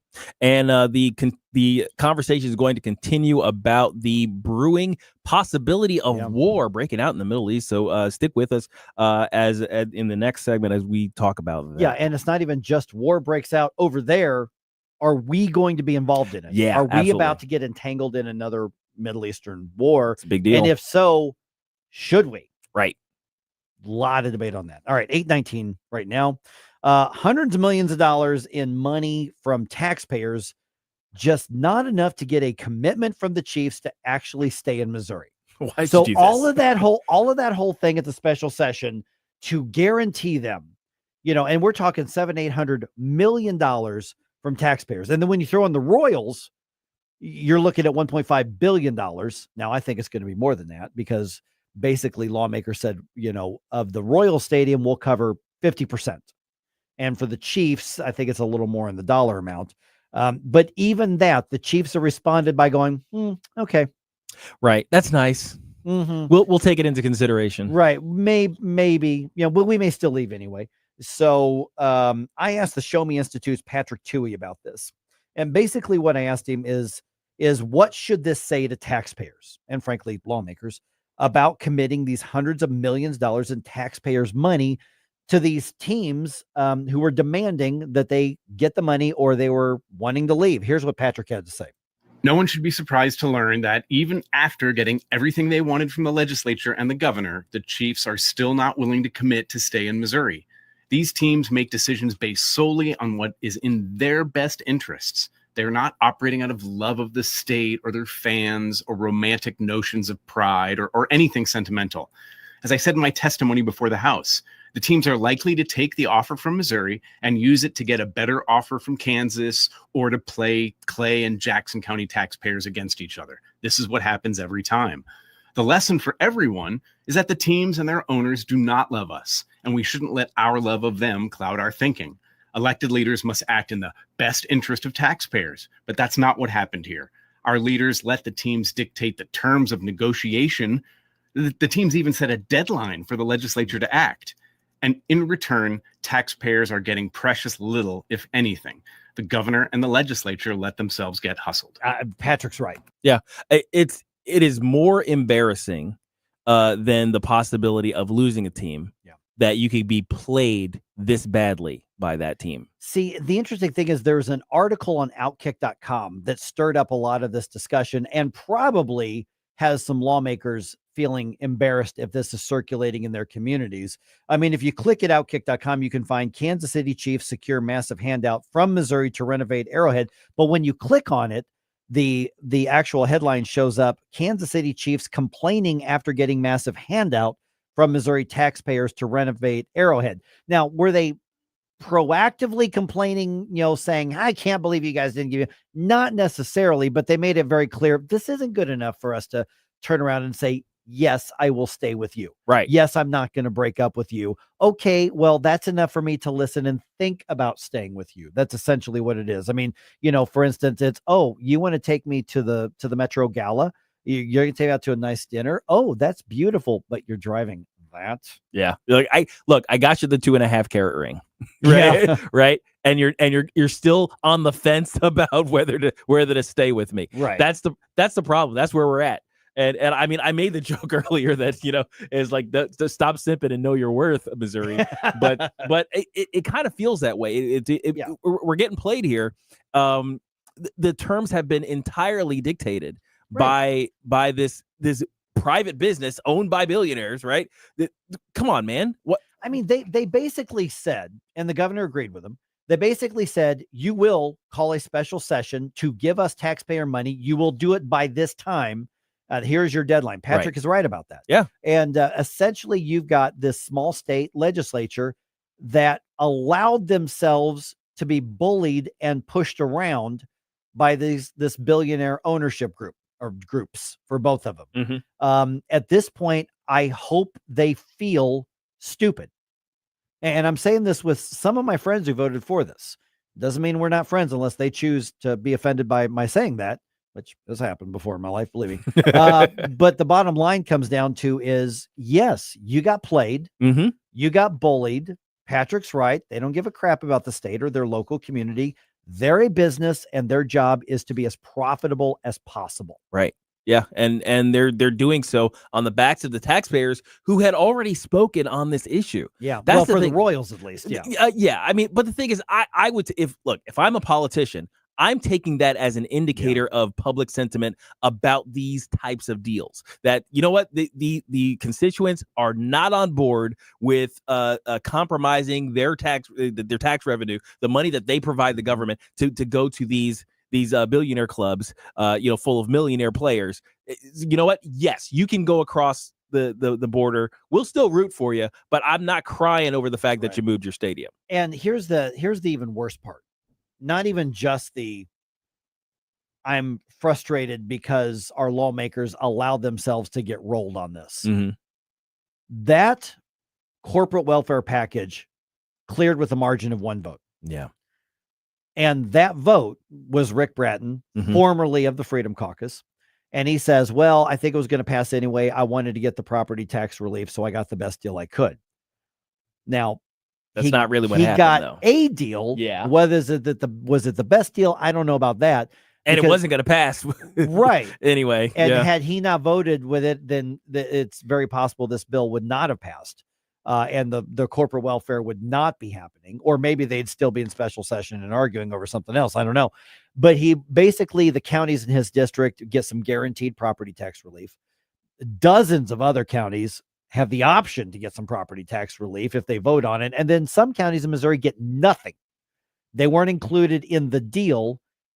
And that was what essentially, I guess, secured the vote on that for him. And, another Freedom Caucus guy, Brad Hudson, voted for it as well. But now we're getting word from one of the most widely recognized experts on the Missouri Constitution that part of the deal may not even withstand a legal challenge if somebody files it. Dave Rowland, who's been on the show a number of times, he was asked about this in an article that KY3 in Springfield published, and he told them, he said, listen, this may violate the Missouri Constitution. So I caught up with Dave to get a clarification on that and to get him to give me an answer to that question. And here's what Dave had to say when he's assessing what could happen if this law is challenged. The bill that the Missouri legislature recently passed creates different levels of taxation that are permitted in Missouri counties. And it kind of groups counties into one of these two groups, but there's no clear rhyme or reason as to why one set of counties is in one group and why the other set of counties is in the other. This runs afoul of a provision of the Missouri Constitution that prohibits what are called local or special laws. And the basic principle embodied in that provision is that if a policy is a good idea, it should apply for everybody. It shouldn't selectively apply to one part of the state, but not the other. It shouldn't apply to one group of people, but not the other. So a challenge needs to be brought. And I think that the challenge would be well-founded, but there is a question about how the courts would treat it. If the courts decide that they just think that the division of the counties is roughly rational, then they may well uphold this provision. And there are some cases where the courts of Missouri basically say, I don't want to get involved in politics, you know, and there's sometimes that's good. And other times that's what they're there for. But here's the thing, going back to the corporate welfare part of this, is that the way that this bill was passed into law, the way that it was written, if that tax part that Dave Rowland was just talking about, if that is struck down, it is what's called severed. So the corporate welfare for the billionaires is guaranteed no matter what. The property tax relief for some Missourians, not guaranteed if it's challenged in court. So essentially, if it got challenged and the challenge upholds, then basically that was all for nothing. Yes. Wow. That is the short answer, is that could be all for nothing. And the lawmakers would have been hustled completely. And they will basically have to go back to their districts and explain why they're giving away thousands and thousands and thousands of dollars per resident in the state. Because we're talking $1.5 billion for a state of 6 million people. You know, now the one thing everybody generally did agree on was the disaster relief, which was, a different bill. But in this case, yes, it could be all for nothing. Now, Dave's right. There may not be a challenge filed. I don't know. There may not be somebody who steps up to do that. But and if it's filed, maybe the courts are going to say we're not doing this. We're not getting involved and not make a ruling. But Dave is one of the well-recognized experts, not just on the U.S. Constitution, but on the Missouri Constitution specifically. And you look at his work at the Freedom Center of Missouri and demonstrates that he knows what he's talking about. And he says, this is pretty clear. This absolutely could be violating part of the Missouri Constitution. So Missouri lawmakers should have stood up and stood stronger. And this needs to be a lesson for them in subsequent sessions to protect not just our money, but what happens when they come for our rights again. Yeah, it would be nice if our lawmakers actually listen to us instead of the special interest for once. For once.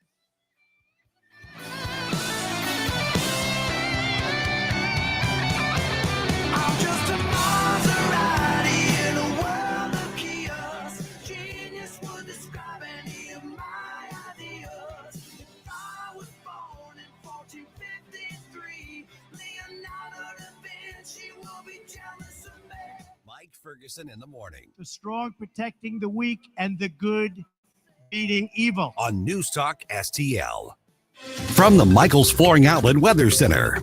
Patchy dense early morning fog makes way for partly cloudy and hotter conditions today. 91 for the high, heat index around 95.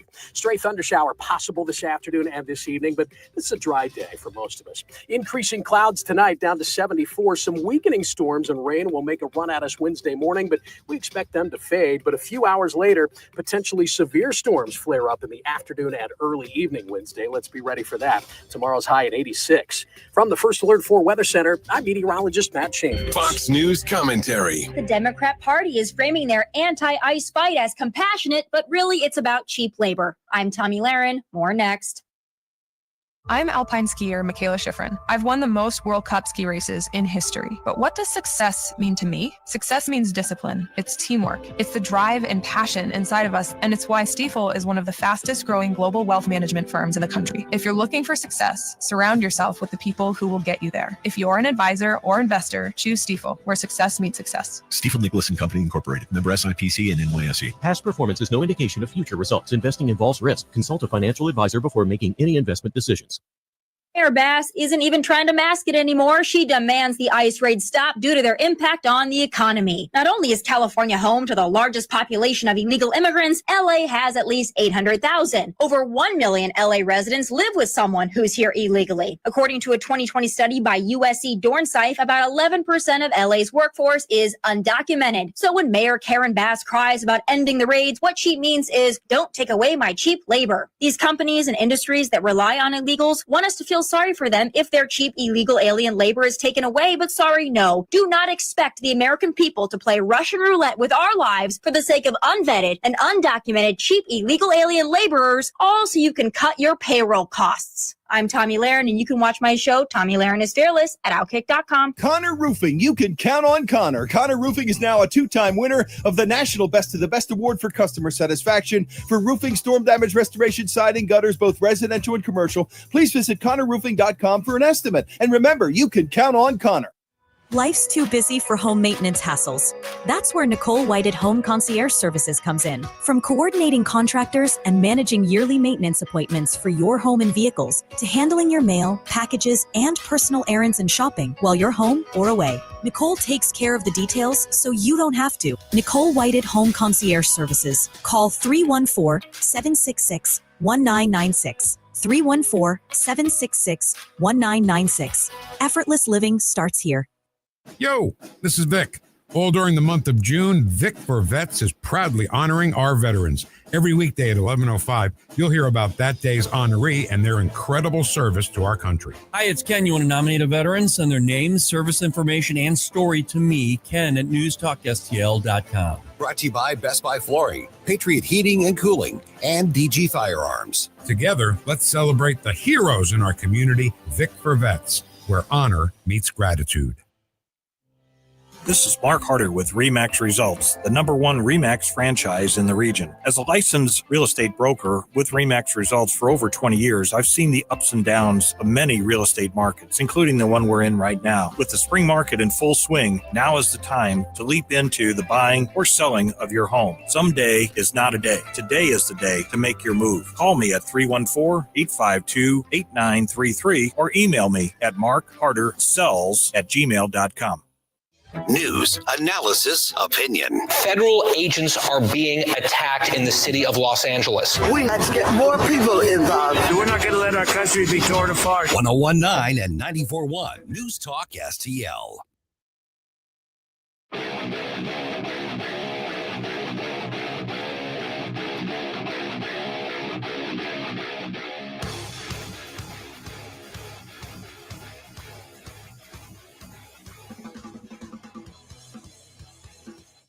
Hey, this is Vince Colonnese. I'll talk to you tonight at 8, but now back to the Mike Ferguson in the Morning Show on News Talk STL. Okay, so the question's really simple right now. Are we headed into another war in the Middle East? Are we going to be dragged into another war in the Middle East? Yeah, I think that's the thoughts in everybody's mind. By the way, you can share your thoughts with us on that by going to our News Talk STL social media, which we have a Facebook account. We have X, of course. And then, of course, our streaming platforms, Rumble, YouTube, Facebook. I believe we're somewhere else as well. YouTube. Right? Oh, did you say YouTube? Yeah, YouTube. YouTube, And then, Rumble, Facebook, X. And then we also have an amazing podcast platform. So Apple Podcast, Spotify, Omni Studio, and our official NewsTalkSTL.com website. And it's all News Talk STL, just one word, if you want to Yes. connect there with us. All right, 8:35 right now. So President Trump basically warning everybody in Tehran, get out. Yeah. Okay. So how people are reacting, that varies, here in the U.S., particularly on the right, even within the MAGA movement. But nobody in their right mind wants Iran to have nukes. No. Nobody wants that. So at the same time, I think there's a lot of us, and increasingly on the right, we're not as hawkish as we used to be on the right. Should we directly be involved in military action to stop Iran from getting nuclear weapons? That's the key question. Well, because again, from what I'm seeing online, at least, and this is not just a few small accounts, these are massive, big pro-Trump people are coming out saying we voted for President Trump to not go to war. No new wars was one of the promises that was made. And on the one hand, I agree with that sentiment, but on the other hand, I think that with what's going on now, there is potential that this might be the only opportune time that we were going to have to actually make a meaningful difference. So President Trump urging Iran to return to the negotiating table, in his words, before it's too late. Here's the story on that. As Israel and Iran exchange deadly military airstrikes, the president is pressing the Iranian government to resume talks about its nuclear program. I'd say Iran is not winning this war, and they should talk, and they should talk immediately before it's too late. Speaking at the G7 summit in Alberta, Canada, the president declined to answer what it would take for the U.S. to be directly involved in the growing conflict between Israel and Iran. Greg Clugston, Washington. Okay, so I don't want to be involved in the war, but are we going to be involved? Because they're not consulting me, just so you know. They're not asking. Come on, about Mike. that. Keep us out of it. I'm not getting a call from Pete Hegseth going, "Hey, Mike, what do you think?" I'm not getting that. But not wanting to be in there is one thing. Do we, as one of the last few remaining superpowers, do we have a duty to be involved? I don't know that we have a duty, but to your point, is this also something that we would need to do as an opportunity? Because the reality is that I think a lot of people make the mistake of thinking that all the different nations are going to negotiate and they're going to have the same mindset. Well, we all have our own interest, and that has to do with trade and economy and money and things like that. Islamic nations think differently than Western nations. Oh, absolutely. Okay. And I know some people may be offended by hearing that, but it's simply the truth. When you look at Western nations, you're looking at Europe, you're looking at obviously the US and North America and South America. We think in very different terms, particularly the US, when you have such a variety of people in the country. We think in terms of national security, we think in terms of economy and trade and business and all that kind of stuff. And sometimes we get it wrong and sometimes we get it right. You've also got other nations that are more homogenous who think in terms of their sort of cultural preservation. That would be like Japan, somebody like that. That's one of the driving forces that they have there. Then you've got the Middle Eastern and some of the Northern African Islamic nations. They think in terms of jihad. Not all of them. Although I would argue there's an element of it in all of them because that's what their religion dictates. They are theocracies. Yes. And they are run by one central religion, and dissent at best, disagreement is tolerated in some areas at best, but only to a certain amount. They don't think in terms like we think. Judeo-Christian ethos, nations that are founded on that. Generally, that's the West, whether or not they're secular or not. It's a Judeo-Christian ethos philosophy. Celebrates life and the defense of life. Hardcore Islamic nations celebrate death, martyrdom. Yes. And a lot of times we don't understand that. And we're like, well, go to the negotiating table, like Donald Trump said. go to the negotiating table and we can work out, because nobody wants, a big war where a bunch of people die. Well, don't necessarily believe that, because not all cultures want to avoid war. Not all of them fear war. Some of them, even knowing that they would lose a physical war, they value how many lives they can take. Yes, and that is, I think, the big pickle of the situation, not to, for lack of a better term, is on the one hand, not every Muslim majority or Arabic nation is into the idea, because it's a very specific, I can't remember if it's the Shias or the Sunnis, but one of those two sects, it is quite literally a fundamental part of your theology, your identity, is that if called upon for jihad, that is your duty. That is the ultimate height of what you can achieve. Right. And Iran is one of those nations. So, because I've also been seeing a lot of discussion about, well, if we can strike these military targets, why can't we get the leader of Iran? Well, that would create, in their eyes, a martyr for their cause. And then all of the groups that they have been proxying and funding to become more radicalized and to enact literal terror on people, that would just justify them as amplifying that. Right. Whereas, and I saw a great post about this. So without the Iron Dome, Iran's missile strikes would have killed countless, who knows how many, numerous Israeli civilians, right? So that is what happens, would have happened without Iran or Israel having the Iron Dome. On the opposite end, Iran does not have an Iron Dome, and the only, for the most part, the majority of people that have been killed in these strikes were strategic military targets. So this is where the discussion of whether or not it's America first, because that's where a lot of people are starting to switch to, is, and I don't like the idea of getting into the Middle East again, especially I don't want any of our troops. We have so much going on domestically. I would much rather our taxes and our emphasis being on fixing the problems we have here. But on the other hand, 14 of the 17 top leaders, including intelligence and the generals of the Iranian army, have been eliminated. So they are going to be in a struggle to try to get people to fill those positions and get back on track for what they were trying to do. And I know for a fact that they are furious with the fact that Operation Rising Lion was so effective. So I'm just worried that peace talks are going to be off the table now. Yeah, and can you believe them if they come to a deal? If there is a deal, do you actually? I mean, it basically comes down to what's the enforcement on this. Yeah, it's the surgical precision that Israel uses militarily is just almost mind-boggling. Yeah. But that comes down to the question for the United States. And I was looking at a lot of the arguments and the debates just I wasn't even looking at what the left was saying. I'm just looking at people arguing, on the right. And of course, there's a bunch of, click-seeking influencers on the right who, they've got their bold statements because they want clicks and engagement, and they may or may not have any basis for solid opinion. But the question comes down to is, what are we willing to do? What do you think the United States should do, if anything? Because there's two questions. Should Iran have nukes? Of course not. Should we be involved militarily and commit to military action directly from us? Listen, I think we should sell Israel whatever they want to buy.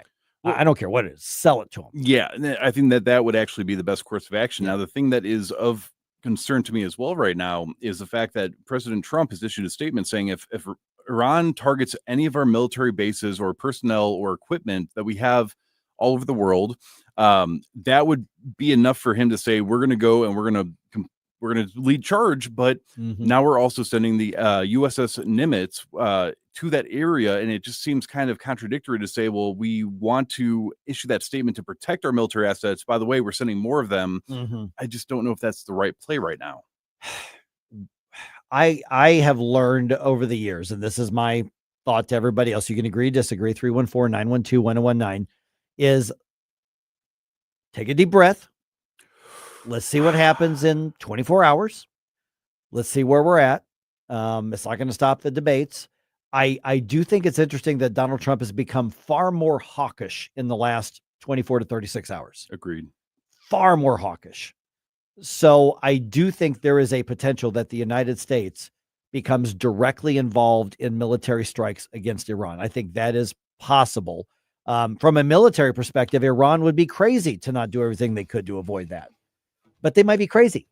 Yeah, it might just be a crazy, a crazy regime that even their own people hate. So, instability could be coming. And then the question for us is, do we get involved? Should we get involved? I'd love to know what you think. Let me know.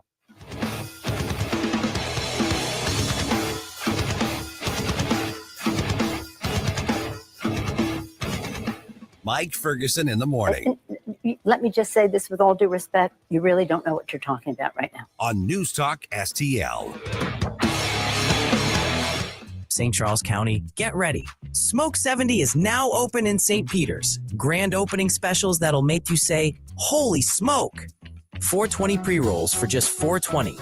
Eighths for only $20. Full ounces at an incredible $70. Mention News Talk STL and get one free pre-roll. 92 Spencer Road, St. Peters. Call 636-248-2792. Smoke 70. Once you see our prices, it's enough to say, holy smoke. We've been here 30 years, 30 Christmases in this house, and we have the traditions that most families have. That's Terry talking about her experience with Rhino Shield ceramic coating. We did Rhino Shield 14 years ago, and the house still looks the same as the first day. Rhino Shield really worked with me to help me get just the right, nice, soft yellow, and it's 14 years later, and it's the same color. The main reason Terry called Rhino Shield is because it's backed by its 25-year transferable warranty. It just sounded wonderful that we could have the house coated with Rhino Shield and not have to worry about it again for 25 years. Take it from Terry. Give Rhino Shield a call now for a free evaluation. 877-25-RHINO. 877-25-RHINO. Or visit 877-25rhino.com. There have been neighbors that have come by and said, did you just have your house painted? Because they wanted to know who the contractor was. And I said, no, it's actually Rhino Shield. 877-25rhino.com. Public schools, like public libraries, should be free and open to all. Open enrollment allows parents to choose the school that's the best fit for their children. Maybe another school has a wider curriculum, is bigger or smaller. Maybe a kid is being bullied and would be more comfortable at another school. 75% of parents favor open enrollment. Open enrollment programs now exist in 43 states, and Missouri should join them. Our next door neighbor, Kansas, has one of the strongest open enrollment policies in the nation. Kansas parents are trusted with choices and options, while Missouri parents must move out of their home to change public schools. And it's a trend. Nationwide, the percentage of students going to their chosen public school has steadily increased.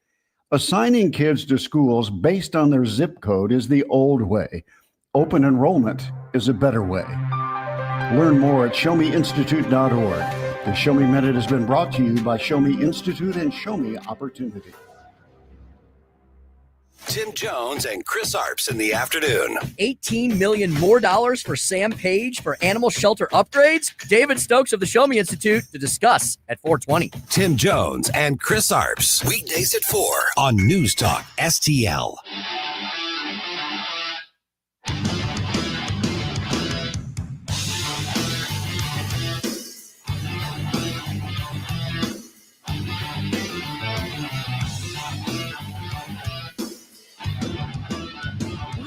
Hi, it's Vic Porcelli. And Ken. Hi, Ken. Hey, Vic. Ken and I are on every Monday through Friday here on News Talk STL. Right now, you're listening to Mike Ferguson in the morning on 101.9 and 94.1 News Talk STL. Whoosh, my morning, people. All right. We have had kind of a reprieve of all the violent protests and stuff. I mean, there's some happening in California still, but now you've got lawmakers in California who basically are saying, well, what's the way we can support the rioters, support the left-wing extremists, support the illegal aliens, and go after, frankly, the good people? Yeah. I mean, that's the best way I could do that. So here's what's being proposed. It's a law, and they're calling it the No Secret Police Act, that would require every law enforcement agent. There's a couple exceptions. The SWAT team would be an exception in the bill. But for the most part, law enforcement would not be allowed to use anything that covers their face. So no gator masks or bandanas or anything like that, so that people can see their faces. It would also require that their badges be shown as well, and that it would be a crime for law enforcement to cover their face while they're enforcing the law. And this is targeting federal law enforcement in addition to local and state law enforcement. So I'm all in favor of police accountability and law enforcement accountability the same way I'm in favor of them having all the resources necessary to perform their duties. You can't be covering up your badge. But I also don't think that, given the modern landscape, what the world we live in today, there are legitimate reasons that a law enforcement officer would need to have some sort of face covering, because the people that they're going after, especially ICE agents, it's not like it's just some random person that is hanging out of Home Depot at 5 a.m. trying to get a gig. Some of these people are actual legitimate cartel members, and we know how cartel deals with their opposition. Well, and the leftist useful idiots, which is a lot of the people who are involved in being basically doing what the agitators are telling him to do. They're using social media. They're using the technology. They're trying to find, okay, this officer's name is this, this is John Doe. Oh, let's find out a way, somehow cross-reference whatever. And they're finding out, oh, John Doe lives at 123 Main Street. Yeah. John Doe's wife works at ABC Company. Interesting. John Doe's kids go to local elementary school and local middle school. Let's put that up, target them. Yep. And now we've got situations where we literally just had political figures assassinated in Minnesota. And so law enforcement, particularly federal law enforcement, Kristi Noem's talked about this, and I think Tulsi Gabbard even said something about it. But Kristi Noem in particular said, these people are putting their lives on the line because they are being targeted for enforcing the laws. These rioters, they're not just targeting and opposing the policies. That's what you do with a peaceful protest or elections or petition drive. They want to starve the policies of enforcement. They want to starve the border of enforcement, because you can have all the policies you want, but if you scare immigrations and custom enforcement or customs and a CPB, if you are to starve them of officers because they're worried about their wife being murdered, then essentially you have a guerrilla / sort of terrorist warfare to try to get rid of those who are in charge of protecting the rest of us. Understand, this isn't just about those officers. This is about us too. Yeah. And so when this was first breaking, even I made sure to assemble as many videos as I could, because right now the left is being very disingenuous and claiming it's all just a fabrication of the right to try, we're actually peaceful. But no, they were firebombing police cars. They were throwing big chunks of concrete that they were busting off of like poles in different areas of the city. So the idea that for anybody that thinks that this might be ridiculous, the idea that somebody that is enforcing the laws that we voted for, the majority of America in a proper democracy, we won because we voted, we went to the polls, that the people that are now enforcing the rules that we all voted for are being targeted and being hindered with violence and destruction. That is a real thing that's going on right now. And so there needs to be some element for, again, protection for those that protect us. And I think that is what the left is very mad about. It's fine for me to cover my face, not fine for thee. That was the point that was brought up by Tim Fitch, former St. Louis County police chief, who was on with us a little bit earlier. He said, yeah, they're not making rules for the terrorists that have to show their faces, not that they would do it. But for instance, here's State Senator Jesse Arguin, who's one of the sponsors of this act that targets police and basically is demanding under penalty of law that they expose themselves and their families. Here's what he had to say. Here's how they sugarcoat this. And I think many law enforcement officials, legitimate law enforcement officials, would welcome, putting in safeguards to ensure transparency and accountability. And I think the concern is a lot that's happening. There are a lot of people who are engaged in these enforcement actions, and we don't know, are they federal? Are they contractors? Are they local law enforcement? And so we're requiring that people not have to wear masks except for some very limited exceptions, and that there be identifying information ensures that we know who is involved here. It's also critical to uphold our state and local laws, including our sanctuary law, SB 54, which says that local law enforcement are not going to be involved in immigration enforcement. So this is, I think, furthering the state's efforts to ensure legitimate law enforcement purposes and to protect Californians. You know what would negate all of that concern about, well, we don't know whether this is, federal or contractor or whatever the case is. You know what would negate all of that? If your state cooperated in the effort to get rid of illegal aliens and protect us from illegal aliens. If you were part of the solution, you wouldn't be worried about it. What this means, a-hole, is that you are simply in opposition to efforts to protect our border and our people from the illegal alien invasion. That's what this is all about. You can wear a nice suit and say those words and sugarcoat it that way and use things like accountability and all that sort of thing, but you're not after accountability. You want individual law enforcement officers, particularly at the federal level, to have their lives in danger. That's what you want, is you want them and their families to be at risk of retaliation from lawless, from violent rioters who have been engaging, which by any definition qualifies for terrorism. Absolutely. And that, I think that's the point that we're seeing right now, is that there are so many what are called accelerationists that have key positions within our own government in a lot of different states. And that is what ultimately I think is going to make the next few years very difficult to get things done that we all voted for, President Trump to enact. But that's also part of why I feel, though, that we did not see that level of nuttiness when we had the protests here. Now, again, these people are still very, in my opinion, deceived, and they don't understand fully what they are actually advocating. But we did not see crazy fires break out. We did not see the attack on law enforcement. Not this time. We've seen it, but not this time. But hopefully not in the future either. But I think we the people have sent a very strong message saying we support law and order. We support your rights, though, as well, to be peaceful. So as long as you are peaceful, there will be law and order, and then you don't have to deal with any of this. Look at the last 30 seconds we've got here. You think about it, like, for instance, with the No King stuff, we braced for the worst. We braced to look like Los Angeles. Yes. And then what happened with the leftists around here is they simply exercised their First Amendment rights. I can't speak for all of conservative media, but from what I saw, we said, good on you. Yeah. We disagree with what you had to say, but you did it the right way.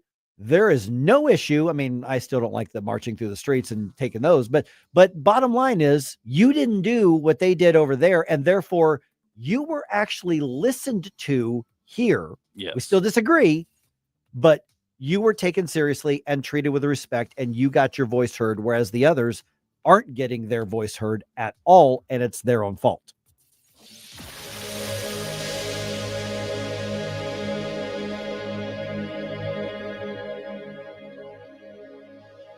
You and I might have something in common: back pain. I can tell you where I go for help: Esquire Sports Medicine. This